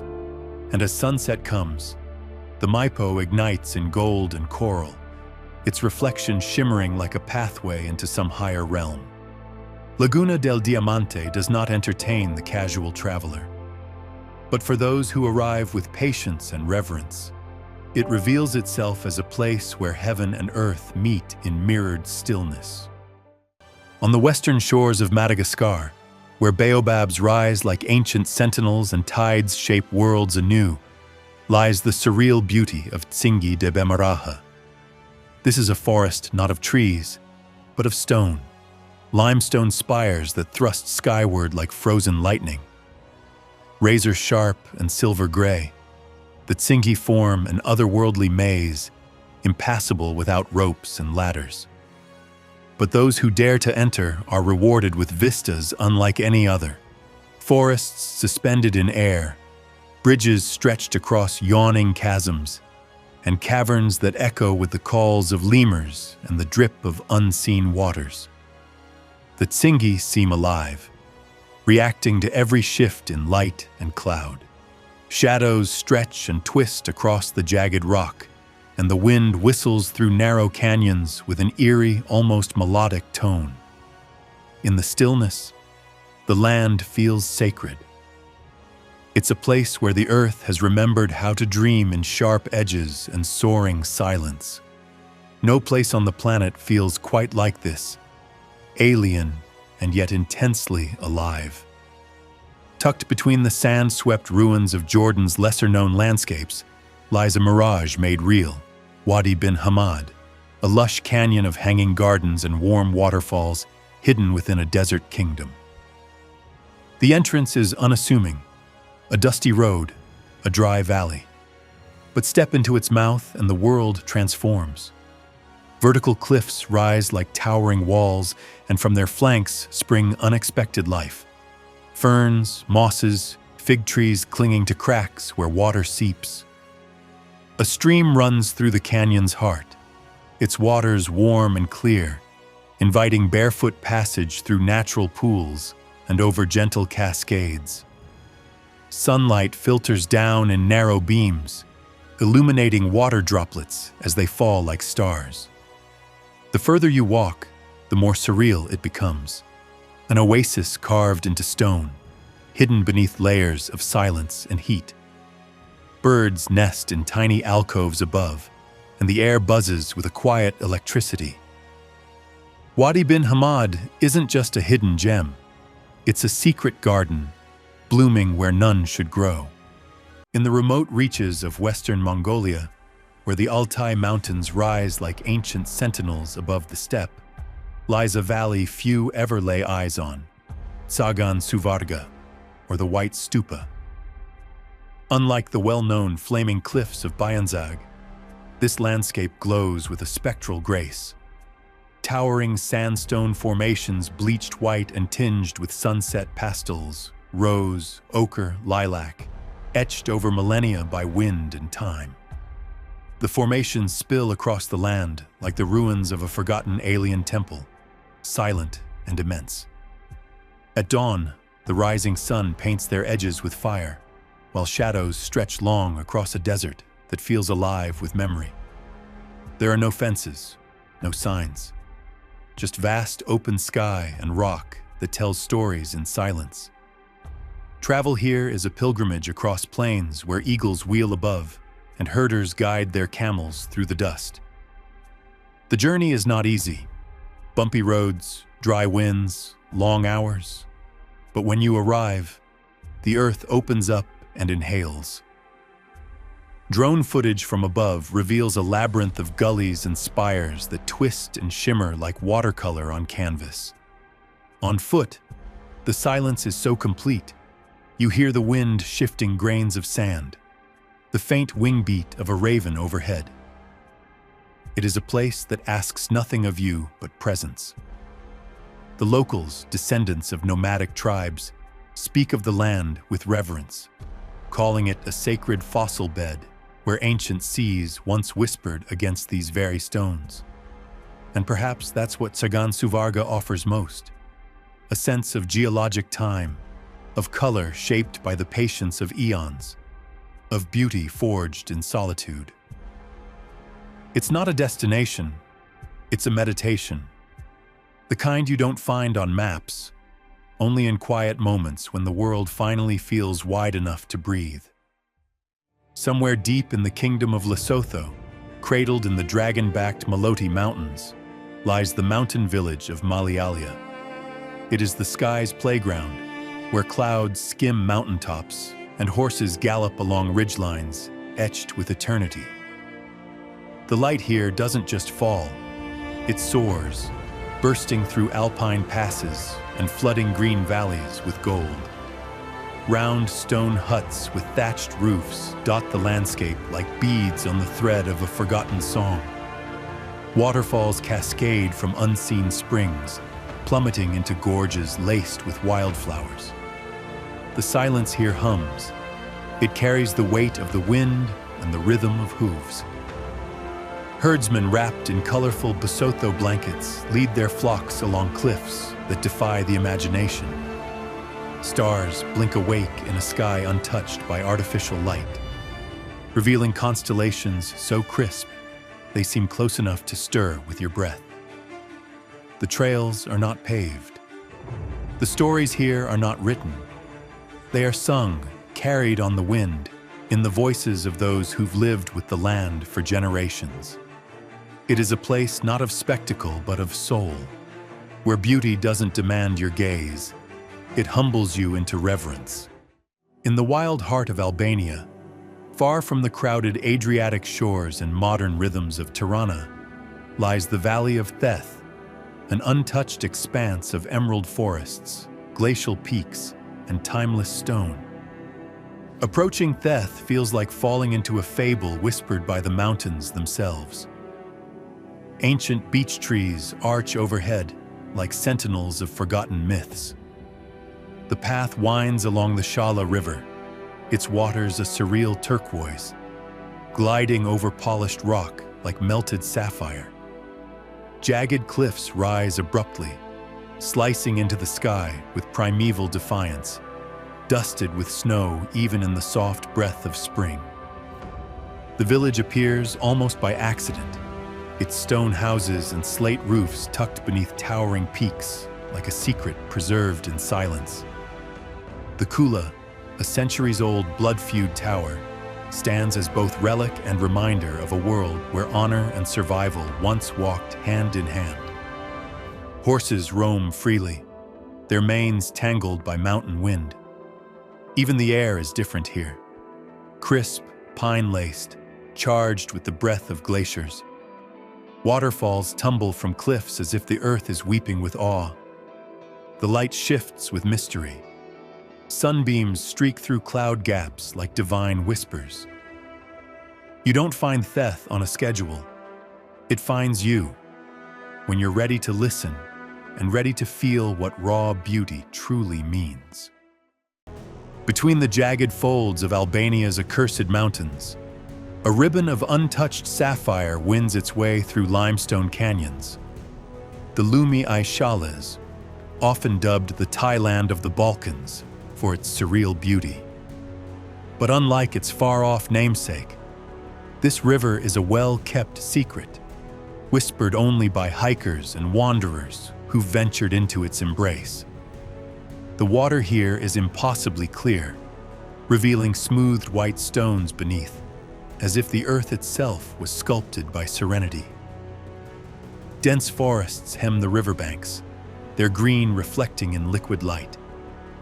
Boats with hand-carved bows skim the surface in silence, as if unwilling to disturb the sacred stillness. Towering cliffs rise abruptly on both sides, their summits sometimes crowned in fog that softens the world into a dream.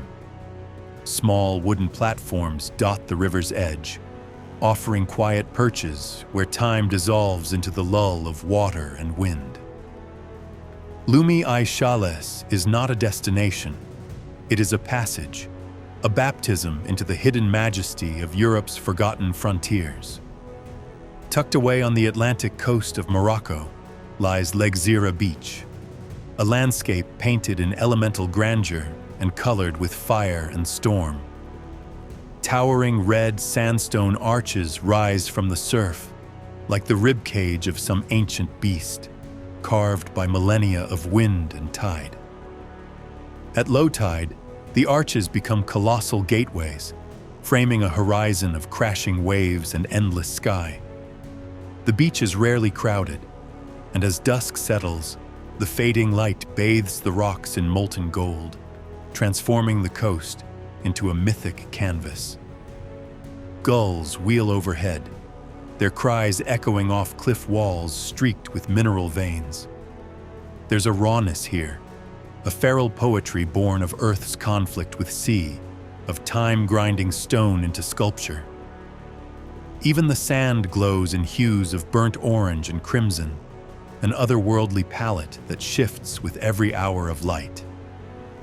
Legzira is not just seen, it is felt in the salt on your lips, in the wind through your hair, in the quiet awe that steals your breath when you stand beneath an arch and realize how small you are beneath the bones of time. High above the arid expanses of northwest Argentina, where silence sharpens the air and the horizon feels impossibly distant, lies the Puna de Atacama. It is not merely a landscape. It is a celestial theater of stone, salt, and fire. At over 4,000 meters above sea level, this high-altitude plateau unfolds in desolate grandeur, cloaked in colors that defy reality. Craters and calderas punctuate the skyline, remnants of a volcanic past still etched into the bones of the earth. The sun paints every rock in gold and crimson, shadows dragging themselves across endless pumice fields and cracked salt flats that shimmer like glass. In the distance, volcanoes rise like ancient gods, incandescent under the sun, crowned with plumes of white. Among them, the stark beauty of Laguna Grande shimmers, an iridescent pool of cyan encircled by crusted salt and dotted with flocks of flamingos, fragile and fierce against the elements. There is no path here, no hum of civilization, only the whisper of wind, the crunch of obsidian beneath your feet, and the sensation of walking through the stillness of another planet. The Puna is not discovered. It is revealed, like a secret only the sky was ever meant to know. Tucked deep within the emerald folds of the Andes near El Bolson lies a hidden canyon sculpted by time and solitude, Cajón del Azul, accessible only by winding trails and swinging rope bridges. This secluded paradise rewards those who listen to the rhythm of the forest and follow the thunderous whisper of water. As you descend into the gorge, the air shifts, cool, rich, and laced with the scent of pine and wet stone. The river that gives the canyon its name is a marvel, a serpentine stretch of blue so vividly pure it glows. Its currents cut through granite walls worn smooth by centuries, and where the sun penetrates, the stones beneath become painted mosaics. Amber, jade, and ivory dancing beneath a surface like liquid glass. Travelers cross precarious footbridges suspended above hidden pools, where every plunge into the icy blue is a baptism in wilderness. Above, lenga trees lean into the canyon, their branches cradling birdsong in the hush of wind. Wooden refugios, hand-built and warmed by firelight, offer rest without disturbing the soul of the place. Cajón del Azul doesn't announce itself. It waits, patient and wild, for the reverent heart willing to seek its wonders in stillness. Far in the southern reaches of Chilean Patagonia, where roads end and silence begins, lies the glacial paradise of Laguna Cerro Castillo. A trek through thick lenga forests and across icy rivers finally yields the breathtaking sight of the lagoon. An electric blue mirror cradled beneath jagged black spires frosted in snow. The wind here is fierce, scouring the land with icy fingers, but it only adds to the fierce, untamed beauty of the place. The mountains, sharp as broken glass, form a natural fortress around the lake, and avalanches thunder occasionally in the distance like distant drums of the wild. Wild horses roam freely, their manes tangled in the breeze, and the scent of wild mint clings to the air. Few footsteps echo here. Laguna Cerro Castillo is not a place one stumbles upon. It must be sought, and even then, it reveals itself slowly, like a creature peeking from behind the curtain of the world. And when it does, it stays with you, etched in the soul like a song without words. Carved into the rolling hills of southern China, the Yuanyang rice terraces unfold like a painter's vision. Layer upon layer of liquid glass cascading down the slopes in perfect harmony. Here in Yunnan province, where the Hani people have shaped the land for over 1,000 years, art and agriculture merge into a living masterpiece. At dawn, the terraces catch the sky's reflection, transforming into a tapestry of shifting color. Rose gold, lavender, sapphire, mirroring clouds and sun like 1,000 tiny mirrors. Mist drifts through the valleys like a gentle tide, weaving in and out of the terraced walls as if the mountains themselves are exhaling. In the quiet hours, the only sounds are the soft rustle of wind in bamboo and the distant call of birds gliding above the shimmering paddies. There's an intimacy here, a closeness between humanity and earth. Each tier is hand-carved, every pool carefully filled, a rhythm maintained over centuries. It's a sacred choreography between people and place, and it radiates with a serenity that feels eternal. At the edge of the Cyclades, where the Aegean Sea folds into secrecy and sunlight, lies a cliff-bound sanctuary known only to those who search, Folegandros. Unlike its flashier island siblings, Santorini and Mykonos, Folegandros remains hushed, wild, fiercely beautiful. The village of Kora perches on the very lip of a cliff, its whitewashed houses glowing like bone against the cobalt sea. Narrow paths wind through squares shaded by bougainvillea and fig trees, past shuttered blue doors and lantern-lit cafes where locals still speak the ancient dialect of the sea. But it's not the village alone that captivates. It's the way the entire island unfolds like a stage set for introspection. There are no cars in Kora, only footsteps and voices. No resorts, only guest houses hidden within stone alleys and caves carved into cliffs. The land is rugged, austere, and honest, and the light, oh the light, turns everything sacred. One path leads up to the Panagia Church, which rests like a shell on the spine of the hill. The ascent is carved in white stone, and at sunset, every curve is set aflame in gold. You arrive breathless, not just from the climb, but from the silence. Below, the sea stretches beyond sight. Above, the sky opens like a hymn. Footage here is simple, unobtrusive. Handheld walks through stone corridors. Drone sweeps of cliffs dissolving into waves. Candlelit courtyards murmuring with life. Folegandros isn't dramatic in the usual way. Its drama is internal, emotional. It's in the way the wind strokes your hair, the way salt clings to your skin, the way each meal is an offering and each sunset a benediction. You don't visit Folegandros to check a box. You come to remember stillness, to relearn beauty, to touch the edge of the world and feel it breathe. High in the jungle-covered limestone karsts of northern Laos, the village of Nong Khiao unfurls beside the lazy Nam U River like a watercolor painting brought to life. Mist settles in the folds of the mountains every morning, as though the earth is still waking from a 1,000-year slumber. Wooden boats drift silently along the jade waters, casting soft ripples in their path. The cliffs that surround the village rise steeply, their surfaces carved with the secrets of time, sheltering vines, orchids, and sleeping bats in their crags. Life here is slow, but it pulses with clarity. Children laugh in the river's shallows, their voices carrying in the still air. Roosters call from bamboo pens. Monks in saffron robes cross rickety bridges with bare feet, moving like whispers through the forest. At sunset, the entire valley turns gold, light bending over the peaks and bleeding into the river, making the world shimmer with impossible warmth. Lanterns glow in windows, and the scent of lemongrass and wood smoke lingers in the twilight.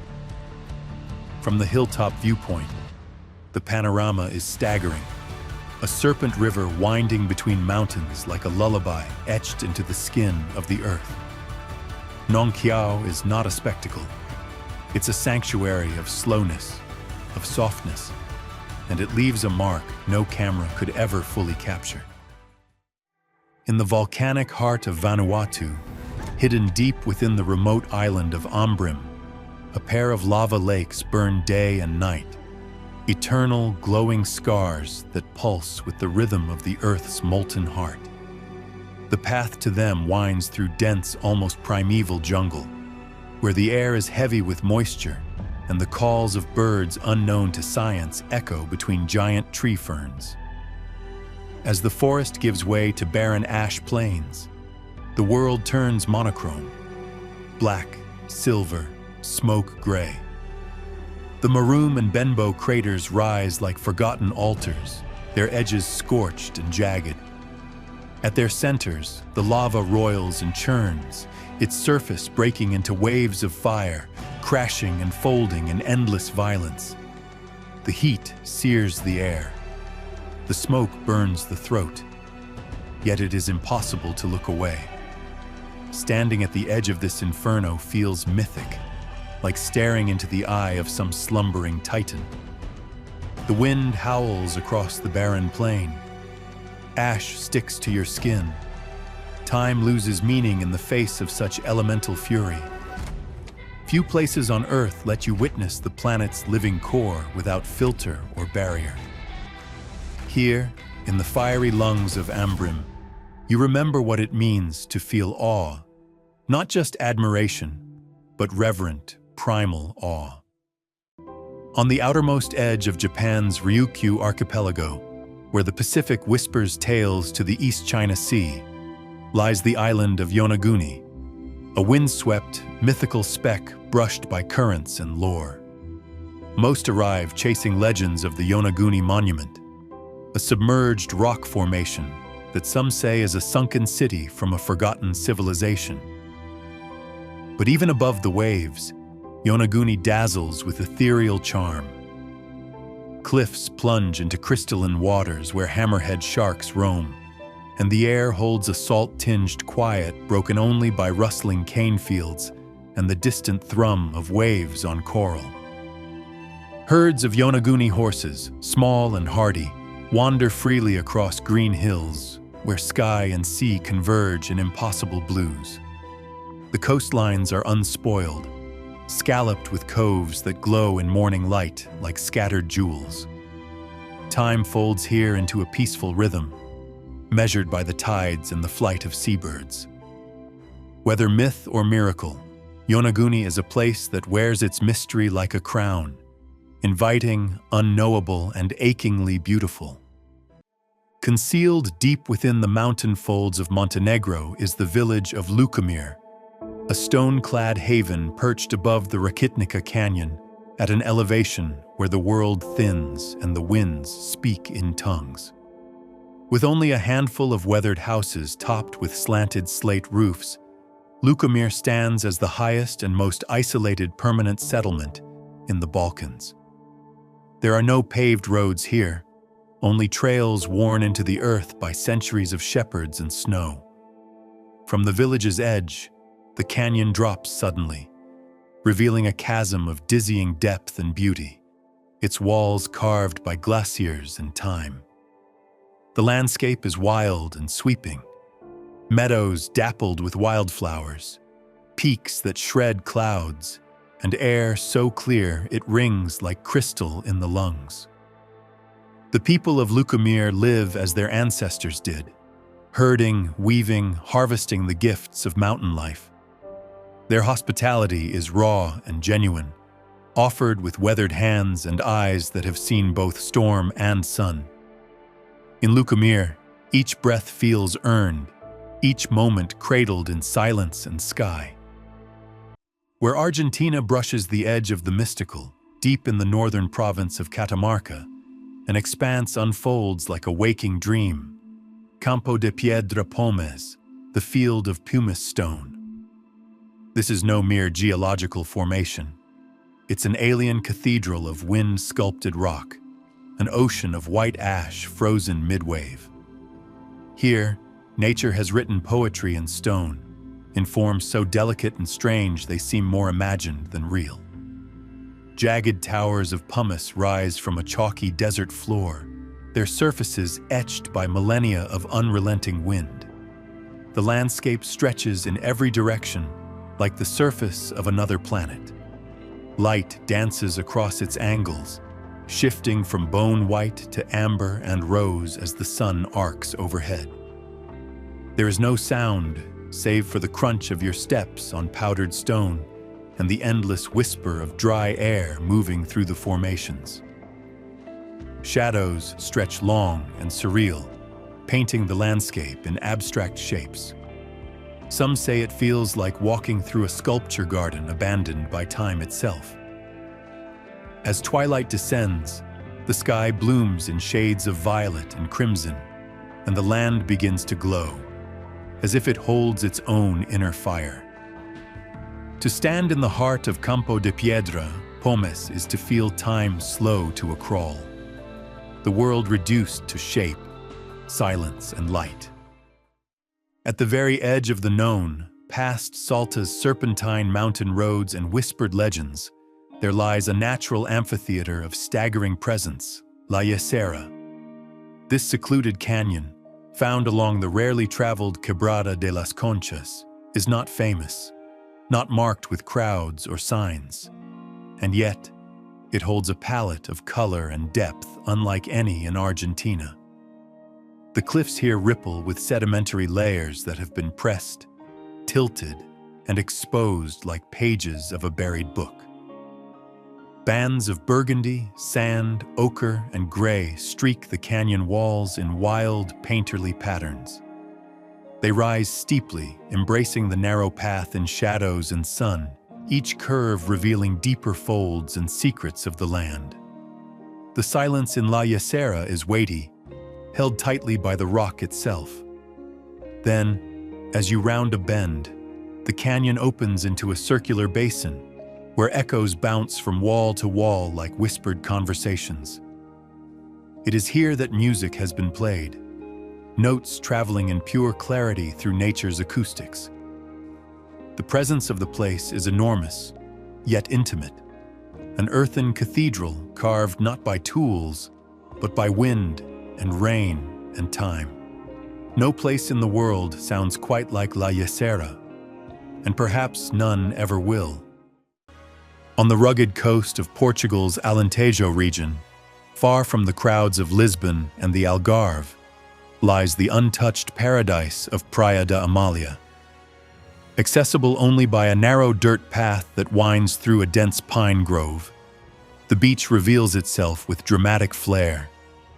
High cliffs drenched in golden sunlight, black volcanic rock pools, and an endless stretch of soft, cinnamon sand. Waves crash with thunderous rhythm, sculpting the shoreline into curves and hollows that change with each tide. Wildflowers bloom along the cliff edge, and goats wander the high paths like guardians of the land. The ghost of fado singer Amalia Rodriguez, who once called this cove her sanctuary, lingers in the whisper of the wind and the melancholic song of the sea. It's a place of reflection, of poetry, of the raw beauty that exists between earth and ocean. Here, you do not just see the coast, you feel it in your chest, deep and resonant. In the far northeast of India, wrapped in the cascading folds of the Khasi Hills, the village of Nongriat reveals one of nature's most extraordinary collaborations with humankind: the living root bridges. These are not built, but grown, guided over decades by the skilled hands of the indigenous Khasi people, who coax the aerial roots of the ficus tree across roaring rivers and steep ravines. The result is a bridge that breathes, flexes, and endures.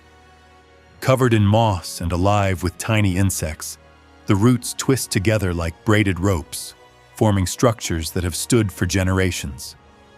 The jungle here is thick and dripping, alive with birdsong and the scent of wet earth.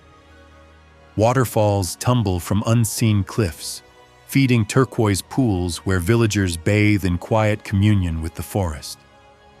To walk across a living bridge is to experience the sacred ingenuity of patience and harmony with nature.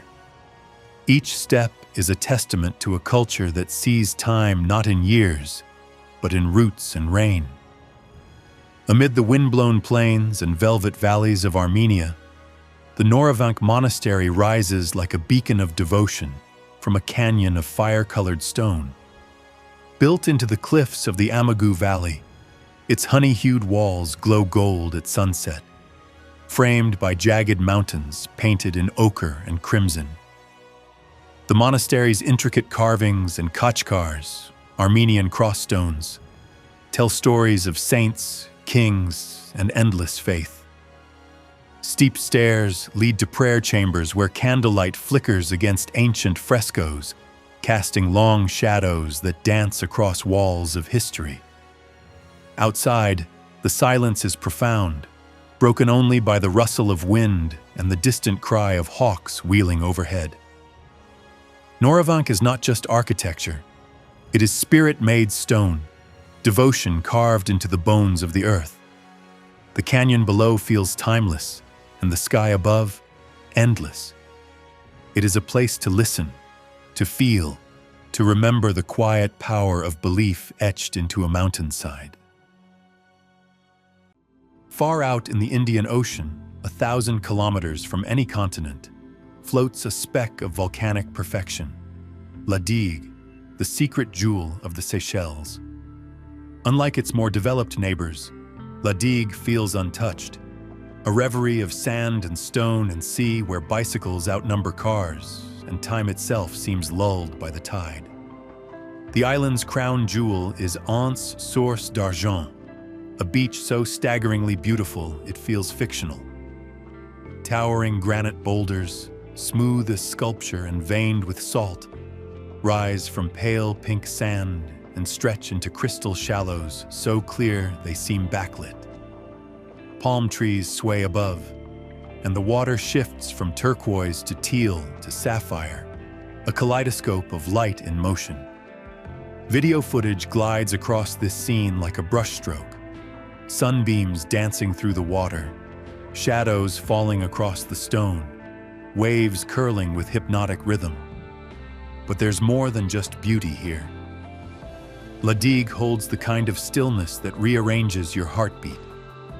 There's a trail through the jungle, past vanilla vines and breadfruit trees, leading to secret coves where no footprints linger. Tortoises roam free, ancient and slow, like the island's soul made visible. Fishermen sing as they mend nets beneath leaning palms. Everything feels like a lullaby, gentle, unhurried, luminous. Sunsets ignite the granite in molten gold, casting long silhouettes that lean into the sea like lovers caught in an eternal embrace. La Digue doesn't just dazzle the eyes, it seduces the spirit. It's not built for spectacle, but for presence. You don't come here to see. You come to feel, to let the sand warm your skin, the breeze braid your thoughts, the tide wash away the noise of everything else. It's not just a hidden paradise. It's a hush that lives in salt and stone and light.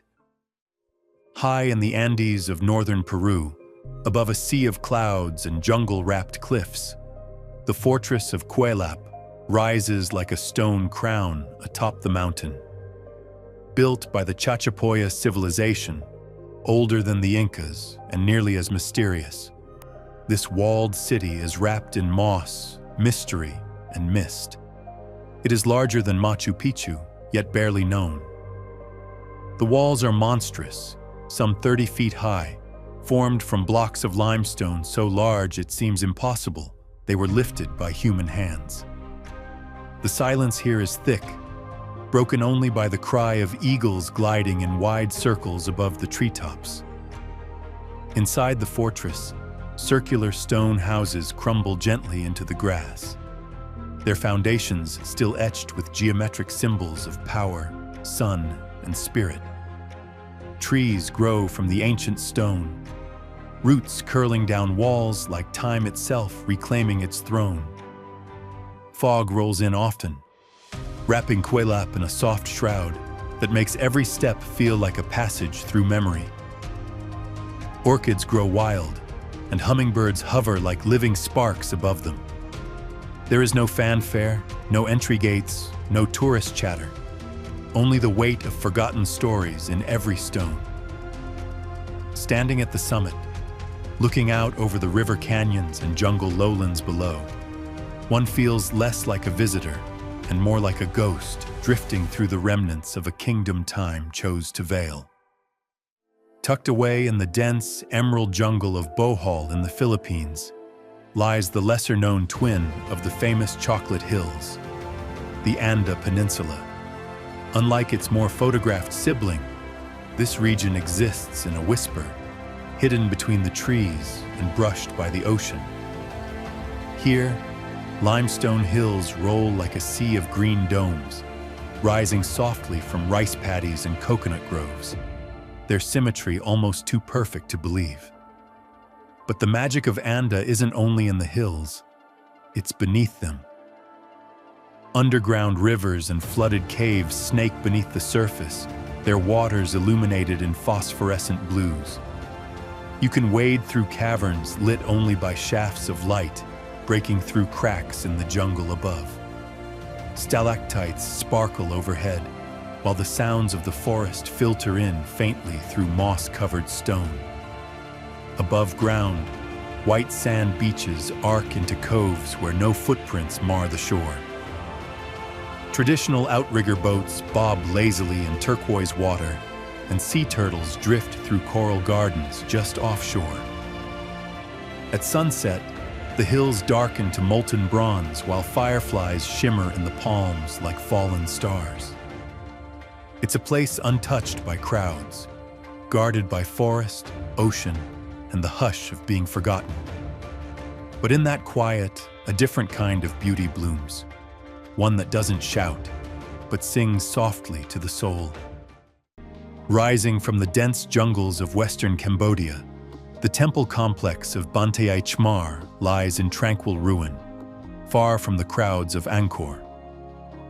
Entwined with vines and the encroaching arms of fig trees, these forgotten stones still sing the tales of ancient Khmer kings and battles long since consumed by time. The reliefs are masterpieces, walls etched with gods, dancers, and celestial armies, their faces blurred by centuries of rain and moss. There is no ticket queue here, no guide with a megaphone, only the sound of wind filtering through crumbling towers and the soft scurry of geckos across sandstone. Light pours through collapsed ceilings like holy fire, illuminating corridors swallowed by foliage. This is a temple meant for solitude, for quiet wonder. Here, history breathes heavily, and the forest listens. Banteay Chmar is not just a ruin. It is a poem written in stone and shadow, a sacred relic half swallowed by time, yet still singing in the silence. Deep within the heart of the Peruvian Amazon, beyond the reach of main tributaries and well-worn eco-lodges, lies the mystical reserve of Tamchiacu Tahuayo. It's a realm where the jungle sings in layers, monkeys calling from the canopy, frogs chirping in the underbrush, and unseen wings brushing against the night. The forest here breathes differently. Lianas coil like serpents around century-old trees, and phosphorescent fungi glow faintly in the under canopy, like the forest's quiet pulse. Canoes drift silently along Blackwater creeks, their surfaces mirroring the Emerald Cathedral above. River dolphins appear like whispers in the current, brief flashes of pink among the reeds. Shamans from remote communities speak of the forest as a living being, a teacher, a guardian. Medicinal plants grow in secret groves, their uses passed down in chants and dreams. To enter Tamchiacu Tahuayo is not to visit, but to surrender, to the rhythm of the rain, the hush of leaf fall, and the timeless lullaby of nature in its most primal form. Far to the west, hidden behind the vast spine of the Andes in La Rioja province, exists a land that looks like it has been pulled from the pages of a prehistoric epic, Laguna Brava. At over 4,000 meters above sea level, It is one of the highest and most isolated salt lakes in the country, a glacial basin suspended between stone and sky. The journey to reach it is long and uncompromising, weaving through barren passes and volcanic ridges, where wind and silence stretch to eternity. The air is thin, and the landscape severe, a plateau of rust-red earth scattered with obsidian shards and brittle salt flats that crunch beneath your boots like glass. Then, almost without warning, the lake appears. A shimmering sheet of aquamarine bordered by crusted white shores. Its color so vivid it seems to have been poured from the sky itself. Flamingos stand motionless in the shallows, their reflections doubled beneath a dome of pure, unbroken blue. Mountains rise all around like titans at rest, their snowy shoulders burning with sunlight. At midday, the light here is so sharp it feels surgical, stripping away all illusion. At twilight, it softens, painting the ridges in purples and rose as shadows stretch like whispers across the water. There is history here too, rusting remnants of an old railway, crumbling stone huts, stories of travelers lost and found, but none of it intrudes. Nature has reclaimed this place in full. The only sound is wind, a constant breath that moves through the grasses and across the salt crust, speaking in a language older than memory. Laguna Brava is not merely remote, it's elemental. It strips you to your essence, and in that stripping, reveals the kind of beauty that can only exist where the world has forgotten itself. High in the folds of Mendoza's Precordillera, where vineyards give way to jagged ridgelines and sky, lies a hidden amphitheater of stone known only to a few locals and solitary climbers, Cajón de los Arenales. This secluded granite valley is carved into the Andean foothills like a cathedral of silence, its cliffs rising in vertical streaks of pink and gold, streaked with ancient ice. Reaching it requires patience, a gravel road snaking through forgotten arroyos, winding ever higher until civilization dissolves behind you like mist. When you arrive, the air has thinned, and the light carries a clarity found only at altitude.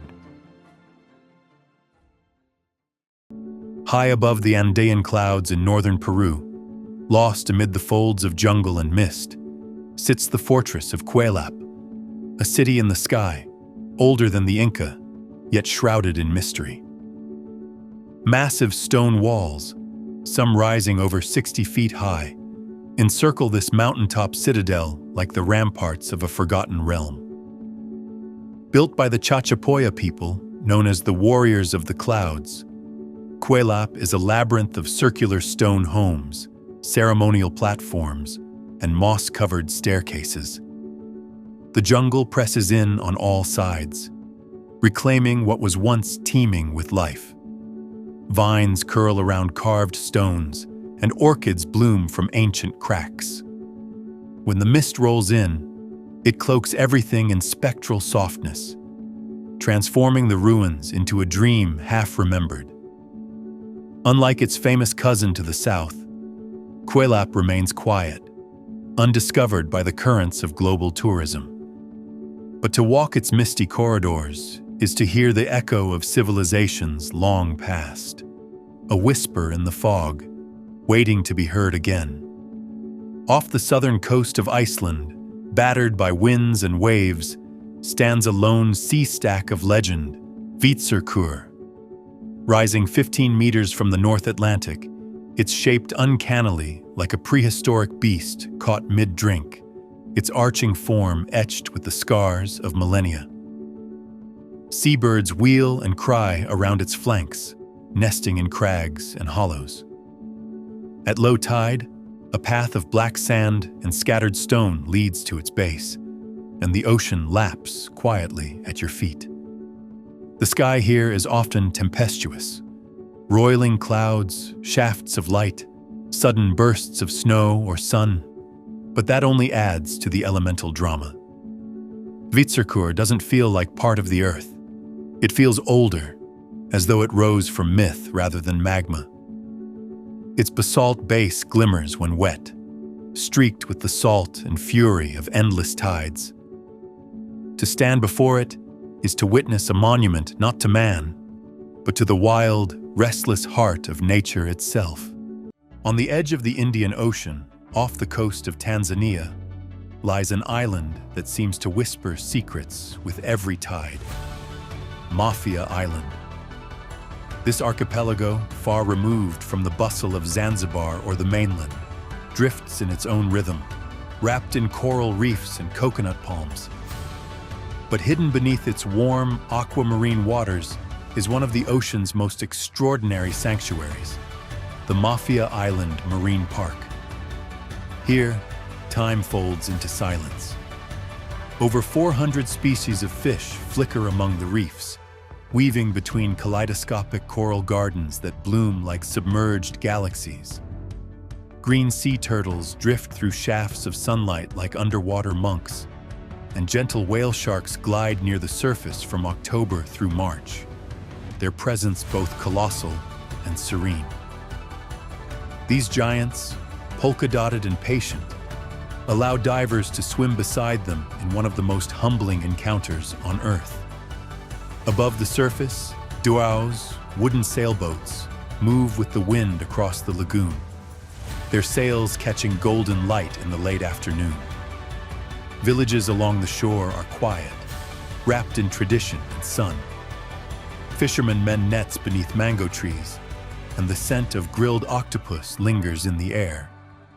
But the real draw, the secret that lures filmmakers and marine biologists alike, is the reef. Captured by underwater cameras in slow sweeps, the coral seems to pulse with life.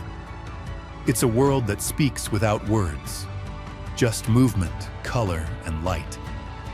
The park is protected, nurtured by locals who understand that this beauty is their inheritance and their responsibility. There are no crowds here, no souvenir stalls, only salt, silence, and sanctuary. Mafia Island is a gentle marvel, a world away from the clamor of tourism, where the ocean's oldest rhythms are still heard, still honored, and still dazzling. The road coils like a silver serpent through the hills of the Valle de Cocora, deep in the green heart of Colombia's coffee region. But no cup of dark roast ever hinted at this. An emerald cathedral of wax palms rising like living spires into the mist-swept sky. These trees, the tallest palms on earth, stand like guardians of a forgotten world. Clouds curl around their trunks, drifting past as though time itself has slowed to admire the view. The air here carries the chill of high altitudes, but it's laced with the sweetness of dew-covered orchids and wild guava. Sunlight breaks in fractured beams through gaps in the mist, casting golden halos around the trees. Horses tread softly through the undergrowth, their hooves barely making a sound in the carpet of moss and wet soil. There's no roar of cities, no hum of machines, just the hush of wind through feathered fronds and the distant call of Andean condors. Everything feels sacred. Even the rain here seems intentional, falling like a whispered secret on ancient leaves. It is a dream made real, a place where the earth remembers how to breathe in beauty. High above the Arctic Circle, beyond the reach of roads or noise or time, lies the untouched fjord of Kvænangen in Norway. It is not marked on many travel itineraries, and yet it possesses a silence so profound, it echoes in the soul. Midnight sun sets the water ablaze in summer, turning the sky into molten gold and the mirrored sea into a gallery of fire. Jagged mountains rise like frozen titans, their faces carved by millennia of ice and wind. Reindeer tread carefully across mossy cliffs, leaving delicate prints in patches of snow that never fully melt. In winter, the world here vanishes into indigo stillness. The aurora borealis dances with impossible grace, pulsing ribbons of green and violet that undulate like breath made visible. Fishing villages huddle along the water's edge, their red and yellow cabins lit by the flicker of stoves inside. But beyond them, deeper into the fjord, the world folds in on itself. No signs, no paths, just the raw cathedral of nature's design. Here, the light is slower, the silence deeper, the beauty so severe it hushes thought. It is the kind of place you don't discover, you surrender to it. Among the chalk cliffs of western Kazakhstan lies the Martian valley of Boshira, where white stone spires and sculpted mesas erupt from an ancient seabed in forms so strange they defy earthly geometry. The terrain looks like it belongs to another planet, with blade-like ridges rising against skies that shift from cyan to lavender at dusk. The silence here is total, a vacuum broken only by the whisper of wind over stone. At sunrise, light spills across the landscape like liquid silver, casting long shadows that dance along the contours of fossilized dunes. Few have walked here, and fewer still have captured its majesty. There are no roads, no crowds, only the wind's howl and the crunch of your own steps over brittle earth. In the heart of Boshira, you become small beneath a cathedral of stone, as though the planet has turned its face away from time and offered you a glimpse into something ancient and eternal. This is not scenery, it is revelation. In the depths of Madagascar's southern frontier, where the sky stretches wide and the earth fractures into surreal sculptures, lies Tsingy de Bemaraha, a labyrinth of limestone needles carved by millennia of wind and water. These spires rise like frozen shards of moonlight, dense and impenetrable, a forest not of trees, but of sharpened stone. Navigating this alien expanse is not a walk, but a ballet along suspended bridges and tightrope ledges. The silence is reverent, broken only by the soft rustle of leaves and the distant echo of lemurs leaping through the voids. Narrow canyons plunge into shadowy depths, revealing moss-covered crevices where endemic life thrives, creatures found nowhere else on Earth. Sunlight flickers between the formations, casting blade-like shadows that shift as the day turns. Tsingy is both sanctuary and fortress, a sacred cathedral chiseled by nature's hand. Standing within its heart feels like trespassing into a world the earth forgot to reveal, a geological dreamscape where every step is a communion with the planet's secret artistry. Nestled within the folds of the Sierras de Cordoba, there lies a place untouched by time, cloaked in golden silence and veiled by cloud-kissed cliffs, Quebrada del Condorito. It is not simply a canyon, it is a sanctuary for the sky's sovereigns, the Andean condors. As dawn breaks, a lavender mist clings to the upper ridges, and the silence is total, broken only by the whistle of wind threading through narrow crevices. You arrive on foot, hours into a quiet pilgrimage through rolling hills brushed with wiry grass and granite spires. Then suddenly, the world opens. An abyss yawns beneath you, 800 meters deep, with walls that burn ochre in the morning sun.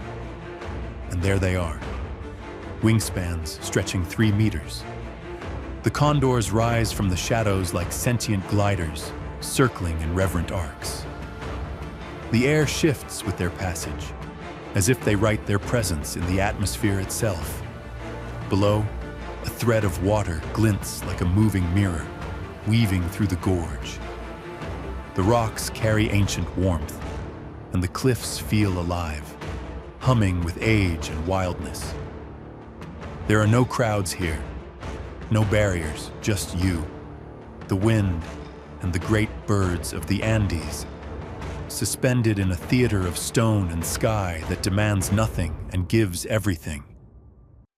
Far to the south, where Patagonia begins to whisper in glacial tongues and time curls inward like smoke, the Laguna del Caminante lies hidden behind snow-draped ridges and frost-bitten silence. Accessible only by foot, the trail begins just beyond Ushuaia, winding through lenga forests where moss carpets the earth and twisted trunks seem to carry memory in their bark. As you climb, the world narrows, and each turn reveals a new tableau. A sudden view of craggy peaks rising like blades, a sunbeam cutting through mist like an invitation. After several hours, the trail crests, and there it is, an alpine lagoon so still, so impossibly blue, it reflects not just the sky, but something deeper. Glaciers hang above it like frozen cathedrals, and the air vibrates with silence, broken only by the sound of meltwater dripping from ancient stone. Wild horses graze in the distance, shadows in a watercolor landscape. You feel small, wrapped in cold and awe, yet deeply alive. Camping here is a rite, a baptism in solitude. As the stars ignite above, reflected in the mirror of the lagoon, the silence becomes symphonic. Every breath feels earned, every moment eternal. Laguna del Caminante isn't a destination. It's a revelation carved in ice and solitude. In the untouched corners of Kyrgyzstan's Tian Shan Mountains lies a landscape so vibrant, so improbable, it seems to defy geography, the Skazka Canyon, or Fairy Tale Canyon. This forgotten gorge, nestled near the banks of Lake Issyk-Kul, is a kaleidoscope of eroded sandstone and surreal formations, sculpted by time into towers, dragons, and spires. The canyon breathes in silence, painted in every shade of rust, gold, and crimson, as if fire once licked its flanks and left color in its wake. The air here is thin, sharp with the tang of mineral dust, and the sky above stretches impossibly wide, deep cobalt by day, sequined with stars by night. There are no fences here, no signs, only raw earth and wind. Wandering through Skazka is like stepping into a storybook before the pages were written. Each rock a character, each shadow a forgotten fable. It's a world imagined by nature and left for dreamers to discover. Beyond the lush valleys and bamboo groves of northern Laos, there lies a cave so vast it seems to swallow light itself. Kong Lor Cave, a subterranean cathedral carved by the Hinboon River. The journey begins in a sleepy riverside village where wooden boats glide soundlessly across jade-colored water. Then, without fanfare, the river disappears into the mouth of the cave and into darkness. Inside, time stretches. The walls rise to impossible heights, arching like the ceiling of a lost temple. Shadows ripple across the water, caught in the gentle glow of headlamps, and the sound of the engine is muffled by 1,000 tons of rock. Stalactites drip from the ceiling like melting chandeliers, and narrow passages open suddenly into colossal chambers. It's a realm that feels alien, a dream world carved in limestone and darkness. And when you emerge, hours later, into a hidden valley on the other side, untouched, silent, alive, you feel as though you've passed through the underworld and been reborn. Cradled in the remote folds of northern Pakistan's Gilgit-Baltistan region lies the Hunza Valley, a place not etched onto tourist maps, but remembered like a dream once you've seen it. Towering peaks of the Karakoram pierce the clouds with icy authority, their serrated ridges painted in blinding white. Beneath them, the valley unfurls in slow grandeur. Green orchards quilted into steep slopes, walnut trees and cherry blossoms swaying in silence, and stone villages carved from the bones of the mountain. The Hunza River winds through the valley like a thread of molten jade, and at its banks, life flows at a pace forgotten by the modern world. Footage taken here at sunrise reveals a tapestry of light spilling across Rakaposhi's towering face, shadows stretching long and golden through the apricot groves. When spring comes, the valley turns into a bloom-drenched paradise. Petals snow across terraced fields, and the entire region glows like something imagined by poets. The people here, the Hunzakuts, carry a warmth that mirrors their landscape. Long-lived, gracious, grounded. They farm by hand, gather for tea, speak in languages older than borders. Walking through Karimabad, the village heart, you hear the crunch of gravel, the soft chime of bells on grazing goats, the wind threading through poplar leaves. The silence is musical, alive with meaning. Standing at the edge of Baltit Fort, you look down into a basin of beauty so expansive. It feels like the earth forgot to hide this place well enough. It's not just visually stunning, it's emotionally enormous. Hunza doesn't dazzle in short bursts. It swells inside you, like a deep breath you didn't know you were holding. A living reminder that some places still know how to listen, how to hold still, and how to let beauty bloom without permission. Off the coast of Croatia, nestled like a secret between the better-known islands of Hvar and Korčula, lies Lastovo, an island untouched by time, its beauty fiercely guarded by its remoteness. No grand resorts, no party beaches, no tourist-laden promenades, just cliffs bathed in golden light, stone villages that breathe history, and waters so clear they look lit from beneath. The architecture here is a story in stone. Faded green shutters on century-old houses, red tile roofs sloping into tiny alleyways where fig trees bend low and lavender spills from garden walls. Above the island, pine forests perfume the air, and at night, the sky opens with such clarity it has been named one of the darkest and starriest in Europe. Sailboats drift silently into hidden coves where the sea glows in electric turquoise, revealing coral gardens and caves carved by millennia of tide and time. In the quiet hours of dawn, fishermen cast their nets while the sun rises behind layers of mist, like the opening scene of a forgotten myth. Lastovo is not interested in catching your attention. It invites you instead to disappear, to blend into the rhythm of the sea, the hum of cicadas, and the eternal hush of waves brushing the rocks like a prayer spoken in a language older than words. Concealed by jungle and forgotten by maps, the village of Batutumonga perches high on the slopes of Mount Sasian in the Tanah Toraja region of Sulawesi, Indonesia. Here, the clouds don't float above you, they wrap around your feet. Rice terraces spill down the mountain in intricate green spirals, glistening with morning dew like a dragon's scales in the first light of day. But the true magic lies in the culture that has flourished, hidden among the trees and stones.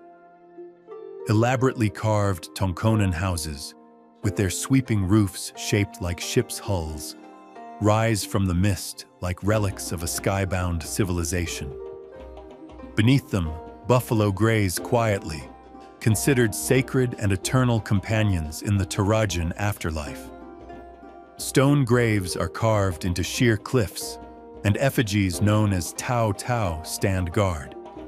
Wooden figures of the dead watching over the living with calm, eternal eyes. When the clouds part, the view is celestial. A valley suspended between earth and heaven, untouched by the grasp of modernity. And as night falls, the village doesn't fade. It transforms. Lanterns flicker in the trees, and chants echo from the hills, mingling with the hum of insects and the slow strum of distant gongs. Batutumonga is not just a place. It's a veil lifted between worlds, a realm where spirits walk with the living and every stone carries a soul. Veiled by the cloud-wreathed mountains of central Vietnam is the enchanting village of Pa Cho, home to the Hmong people and wrapped in a mist-soaked serenity that rarely sees the footprint of outsiders. The road to Pa Cho is a ribbon of asphalt twisting through emerald hillsides, where bamboo groves sway in time with the wind and rice terraces cascade like green waterfalls into the valleys below. Each house is built of timber and stone, rising out of the ground as if born from the earth itself. The air here is perfumed with wood smoke, pine, and the floral scent of tea blossoms. Early mornings reveal a world cloaked in silver fog, pierced only by the silhouette of a farmer tending to their buffalo or the distant rhythm of a flute played beneath a tree. Market days are a mosaic of color. Embroidered skirts, indigo-dyed shirts, hand-woven blankets, and laughter as bright as the fabric. Pa Cho doesn't try to enchant. It simply is, pure, alive, and steeped in a quiet magic that seeps into your skin and stays. Beyond the towering dunes and bustling markets of Namibia lies the hidden marvel of the Ochihipa Mountains, a near-mythic range nestled in the Kunene region's remotest folds. Here, scarlet cliffs erupt from golden plains, their faces etched with time and shadow. The Himba people call this land home, their ochre-stained skin a reflection of the earth they revere. Access is only possible through arduous tracks or small plains that skim over vast, unbroken wilderness. The land feels ancient, untouched by clocks, undisturbed by change. When the sun rises over the Ochihipa, the mountains ignite in hues of flame and copper, each fold illuminated in divine geometry. Wildebeests roam the foothills, and distant echoes of tribal chants rise with the wind. At night, the sky transforms into a cosmic ocean, stars so numerous they seem to pour from the heavens in an endless cascade. The Ochihipa Mountains are not just isolated, they are sacred, a corner of the earth where silence reigns, and the soul remembers its origin. In the rolling grasslands and low hills of Buenos Aires province, far from the city's pulse and known only to those who seek quiet in the folds of earth, lies Sierra de la Ventana, a realm of wind, stone, and sky. Its gentle beauty belies the drama carved into every ridge and hollow. Ancient granite mountains, worn low by time yet dignified in their weathered forms, rise from the pampas like forgotten guardians. Trails wind through wildflower meadows, across slopes dotted with whispering pines and hidden creeks. And at the heart of this range is the Ventana itself, a natural window carved into a cliff face, gazing out across a landscape so vast it swallows you whole. The wind here is constant, a companion and storyteller, carrying the scent of stone and sun-dried grass. At dawn, a gauzy mist clings to the hills, and at dusk, the sky ignites in lavender and flame. Though less towering than the Andes, these sierras hold their own majesty, a quiet, enduring elegance. Horses roam free across the valleys. Falcons wheel overhead. And beneath it all, a hum of ancient energy pulses through rock and root alike. It is not spectacle that defines Sierra de la Ventana, but serenity. Pure, profound, and eternal. Veiled in mystery and wrapped in silence, in the far south of Tierra del Fuego, lies one of Argentina's last wild sanctuaries, Lago Fagnano. Stretching over 100 kilometers along the southern tip of the continent, it is one of the largest and deepest lakes in the southern hemisphere. But it is not its size that stirs the soul, it's its solitude. The journey there feels like an unraveling of time. The forests grow denser, the mountains rise sharper, and the light becomes diffused, almost arctic. The water is steel blue, always cold, often shrouded in fog. The wind speaks in sudden gusts, carrying the scent of snow and sea. Surrounding the lake are ancient lenga forests, groves twisted by ice and age, where moss grows in thick curtains and silence clings to every trunk.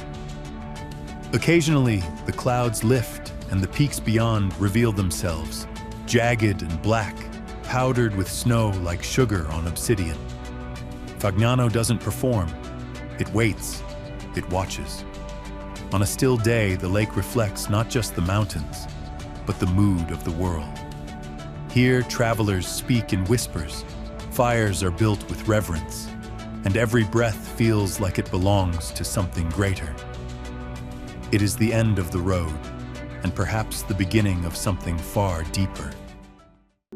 In the deserts of central Iran, nestled against wind-sculpted hills, the village of Abyaneh glows with a haunting, rose-colored elegance.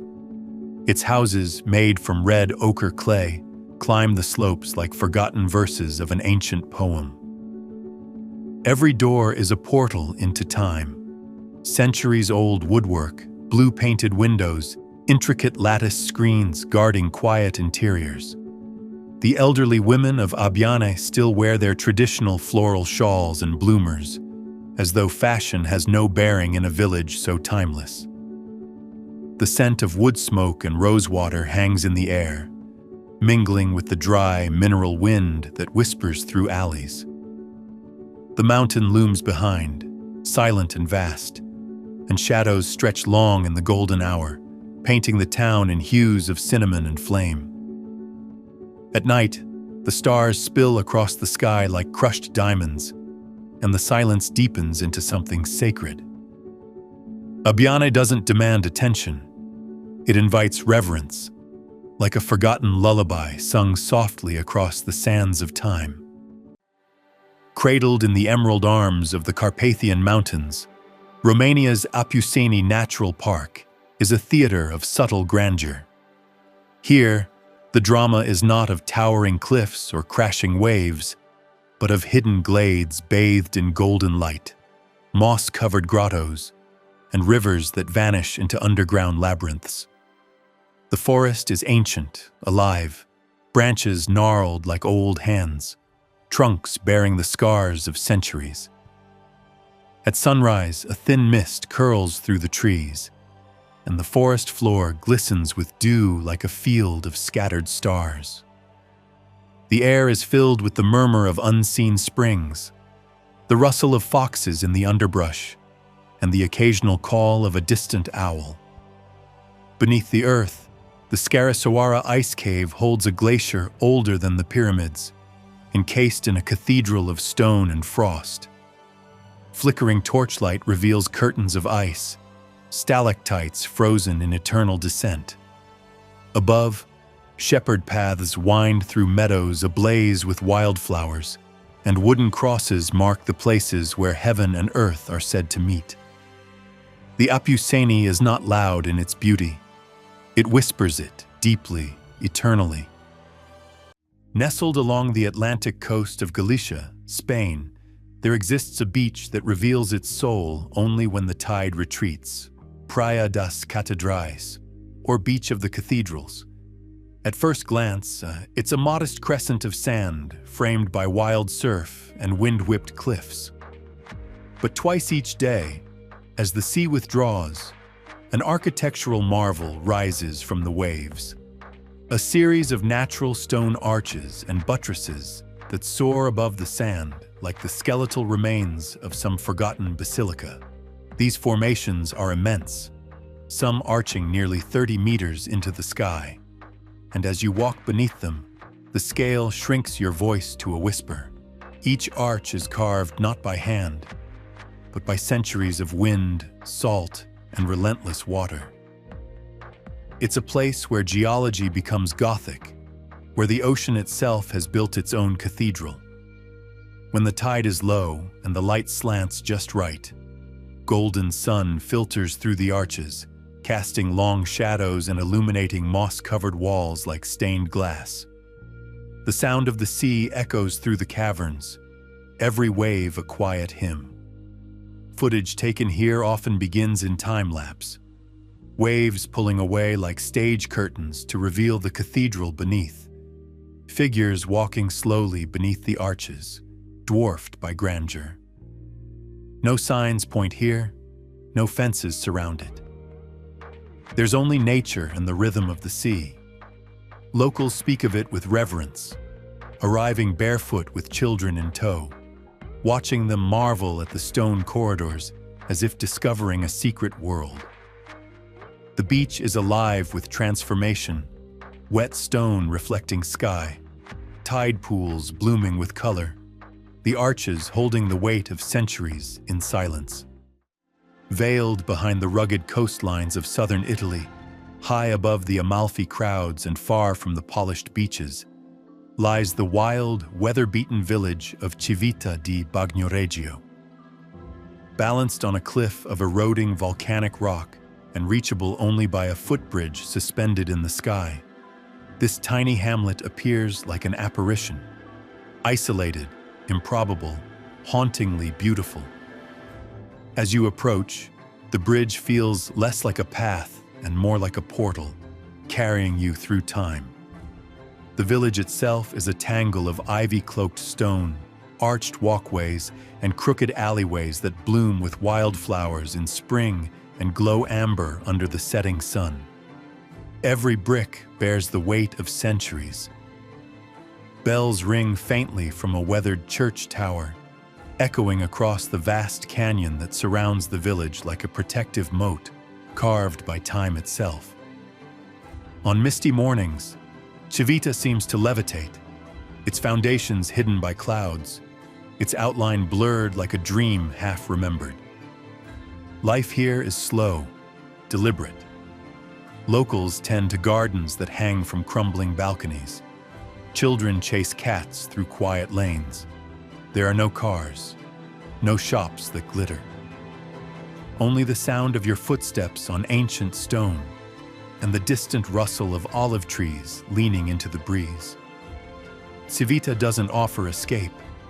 It offers remembrance of what it means to live lightly, in tune with beauty, perched at the very edge of the world. Cradled within the wild, volcanic soul of Vanuatu lies the mystical island of Ambrym, a place where smoke meets jungle and the earth murmurs in molten tongues. The twin calderas of Mount Marum and Mount Benbow dominate the skyline, their lips glowing with the amber breath of lava lakes that churn day and night. To stand on the edge of these craters is to peer into the planet's living heart, a furious cauldron of creation and destruction. But the island's power isn't only fire. It's also found in the dense forests cloaked in mist, where banyan trees rise like temples draped in vines, and ancient petroglyphs whisper stories into the stones. Villages cling to the slopes, their traditions preserved in sacred dances and sand drawings etched with hypnotic precision. The air thrums with the pulse of custom and volcano, with the sound of drumming that echoes like the heartbeat of the land. Ambrym is an island that breathes, groans, and dreams, raw, otherworldly, and pulsing with the primal rhythm of Earth's creation.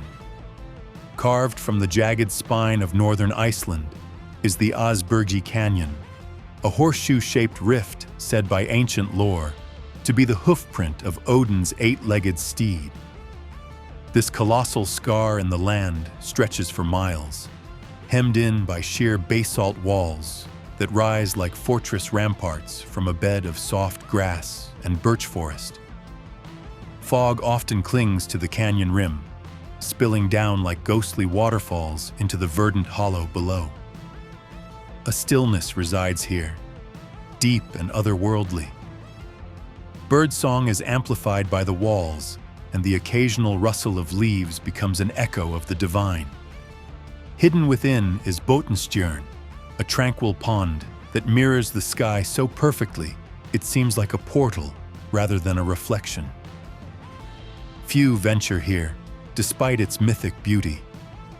trails wind through the silence, past mossy boulders and under branches that catch the northern light like green glass. Osburgie is a cradle of mythology and wonder, a quiet giant whose presence feels both ancient and awake. In the far northern reaches of Argentina's Formosa province, where the tropical sun weaves golden nets through endless green, lies a secret paradise barely touched by time, Bañado La Estrella. It's one of the largest wetlands in South America, yet it remains a whispered secret, preserved by distance and reverence.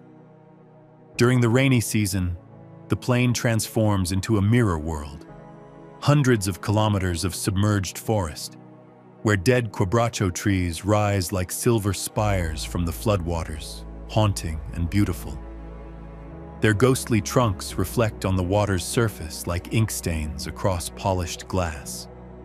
The air hangs heavy with humidity and life, every breath alive with the scent of rich, wet soil and green decay. But within this stillness, movement abounds. Roseate spoonbills glide low across the reeds, their wings catching fire in the low light. Capybaras linger in the shallows, blinking slowly at passing shadows. In the distance, a caiman's eyes hover just above water, unmoving. And when the sky begins to dim, everything begins to glow. Sunlight filters through the haze in long golden beams, and the marsh becomes a living oil painting. The silence is deep, but it hums, a chorus of insects, the occasional bird call, the flutter of wings. There are no tourist crowds here, no infrastructure, no noise. Just canoes slicing silently through still waters, and the soul of the land echoing back with every paddle stroke. Bañado La Estrella is not merely visited. It is entered as one would enter a sacred temple, quietly and forever changed. Hidden in the heart of Norway's Senja Island lies a landscape sculpted by myth, the cliffs of Segla. Towering like a jagged fang over the turquoise waters of the Mefjord, Segla doesn't just dominate the skyline, it pierces it. Hiking here is a pilgrimage of awe, as one ascends the winding path, flanked by alpine blooms and the occasional curious Arctic fox. The view gradually unravels, sweeping fjords, mirror-still lakes, and a coastline etched with silver. Then, at the summit, the earth seems to fall away. Segla's knife-edge ridge drops almost vertically into the sea below, daring the eye to follow its impossible plunge. Wind howls like an ancient song across the peaks, and even the clouds seem to cling to the rock in reverence. At sunset, the stone ignites in fiery hues, casting long shadows that stretch across the ocean's expanse. Segla is a place that humbles. It doesn't whisper beauty. It roars it into the void. In the heart of the Ethiopian highlands, where legends intertwine with the landscape itself, there rests a place of sacred wonder, the Geralta Mountains. Unlike any other mountain range, these towering red sandstone spires emerge from the earth like fingers reaching skyward, each cloaked in mystery and devotion. Hidden within these vertical cathedrals are rock-hewn churches carved directly into the cliff faces by monks centuries ago, reachable only by scaling sheer walls and crawling through narrow crevices. One such church, Abuna Yamata Gu, defies belief. Carved into a vertical cliff 2,580 meters above sea level, its ancient frescoes still glow with vibrant reds and ochres, untouched by time or weather. Inside, the silence is alive, vibrating with the prayers of generations past. From this perch, the world unfolds in endless waves of ochre and olive, a living mosaic of valleys and peaks. The Geralta isn't just scenery, it's sanctity made stone, a place where faith and landscape are carved from the same divine hand. Hidden among the velvet hills of northern Thailand, where the borders of Laos and Myanmar blur into myth, lies the village of Ban Rak Thai. Tucked beside a jade-colored lake, this Chinese Yunnanese settlement feels more like a dream conjured from watercolor than an actual place on Earth. Mornings here are wrapped in mist, the kind that hugs the rooftops and slowly peels away with the sun, revealing layers of terraced tea plantations spilling down the mountainsides. The lake, a perfect mirror in the stillness of dawn, reflects rows of earthen clay houses that dot the shoreline like an ancient poem written in symmetry. Ban Rak Thai was founded by Chinese soldiers fleeing civil war decades ago, and its legacy lingers in every detail. Red lanterns sway gently above cobbled alleys. The scent of oolong tea and braised pork drifts from clay stoves. Time slows. The village seems to hold its breath. Footage from overhead captures this lakeside haven framed by mountains, a cradle of culture and quiet harmony. The villagers move with grace, pouring tea with reverence, tending gardens sculpted into the hill's curves. When dusk arrives, golden light washes over the lake, setting the red roofs aglow and turning the water to molten amber. There is no spectacle here, only serenity. No thrum of tourist crowds, only the soft rustle of bamboo leaves and the steady rhythm of life as it's always been. Ban Rak Thai doesn't shout to be noticed. It whispers, and if you listen closely, you'll hear something rare. Peace, preserved in a bowl of tea, a reflection on still water, a valley that remembers how to dream. Encircled by mist-draped mountains and dense tropical foliage, this sacred lake exists in an ancient rhythm, its surface whispering secrets passed down through generations. The light dances off the ripples in hushed reverence, revealing a clarity so pure you can see the lakebed as though gazing through crystal. Surrounding villages, home to the Pho and Fasu tribes, still live by the pulse of the land, untouched by modern haste. Their canoes glide silently across the mirror-like surface, their songs rising like incantations to the spirits of the water. Time here folds inward, surrendering to nature's breath, to the rustling palms, to the hush of an eagle's flight over the water. Lake Kutubu doesn't just dazzle the eye, it seduces the soul into stillness, into awe. In the heart of Iran's lesser-treaded Alborz Mountains lies the fairy tale village of Masule, cascading down the rugged slopes like a sunlit secret carved into stone. Houses are built so close and stacked in such a way that the rooftop of one serves as the courtyard of another, creating a vertical tapestry of ochre and clay. Mist coils through the narrow passageways like ancient spirits tracing the past. Lantern light flickers in windows during twilight, reflecting a golden hush upon cobblestone alleys. From high above, the village looks like a living sculpture, born of earth and legend. In the mornings, a blanket of cloud settles just beneath the rooftops, making it seem as if the village floats on a celestial sea. Traders in traditional garb open wooden shutters to reveal spices, handcrafted copper, and wool woven in ageless patterns. A place where architecture hugs the mountainside, and silence is broken only by the rustle of wind over clay rooftops. Masule is a sanctuary where time exhales softly and dreams are stitched into the land. In the forgotten highlands of the Philippines, deep within the untouched ranges of northern Samar, lies a sanctuary of emerald enchantment known only to a few, Lulugayan Falls. Not as thunderous as the great giants of the world, but mesmerizing in its breadth. This waterfall fans out like a royal veil spread across a bed of mossy stone. It tumbles gently, then forcefully, a dance between elegance and might. Surrounded by a forest so thick with green it feels like the earth itself is breathing, Lulugayan sings a lullaby of wild purity.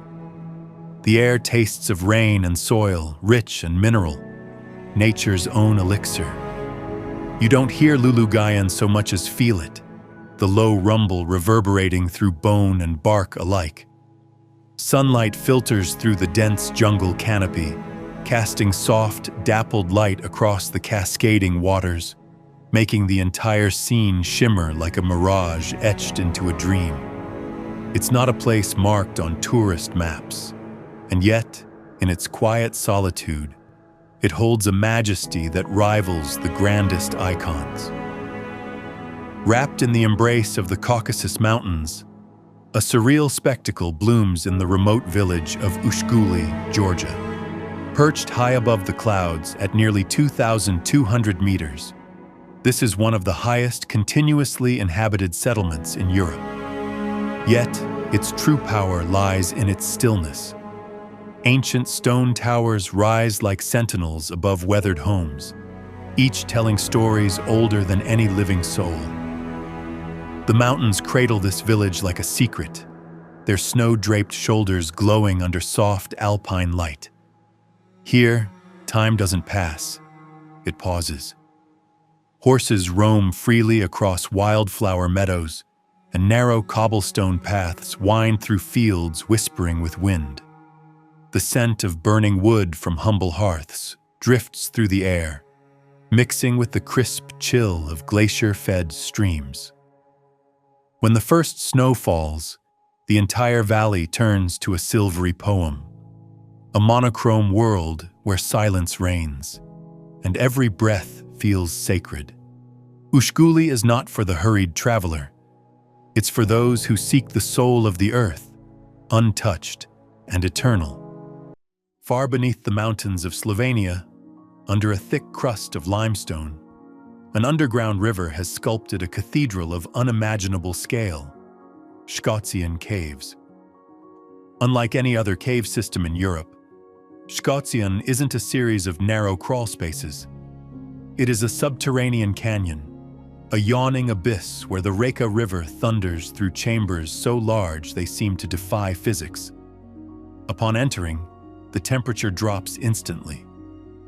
Your footsteps echo off unseen walls. Then you come to the Great Hall, and breath leaves the body like steam. The ceiling vaults 100 meters overhead. A narrow bridge stretches across the void, shrouded in mist, suspended above roaring black water.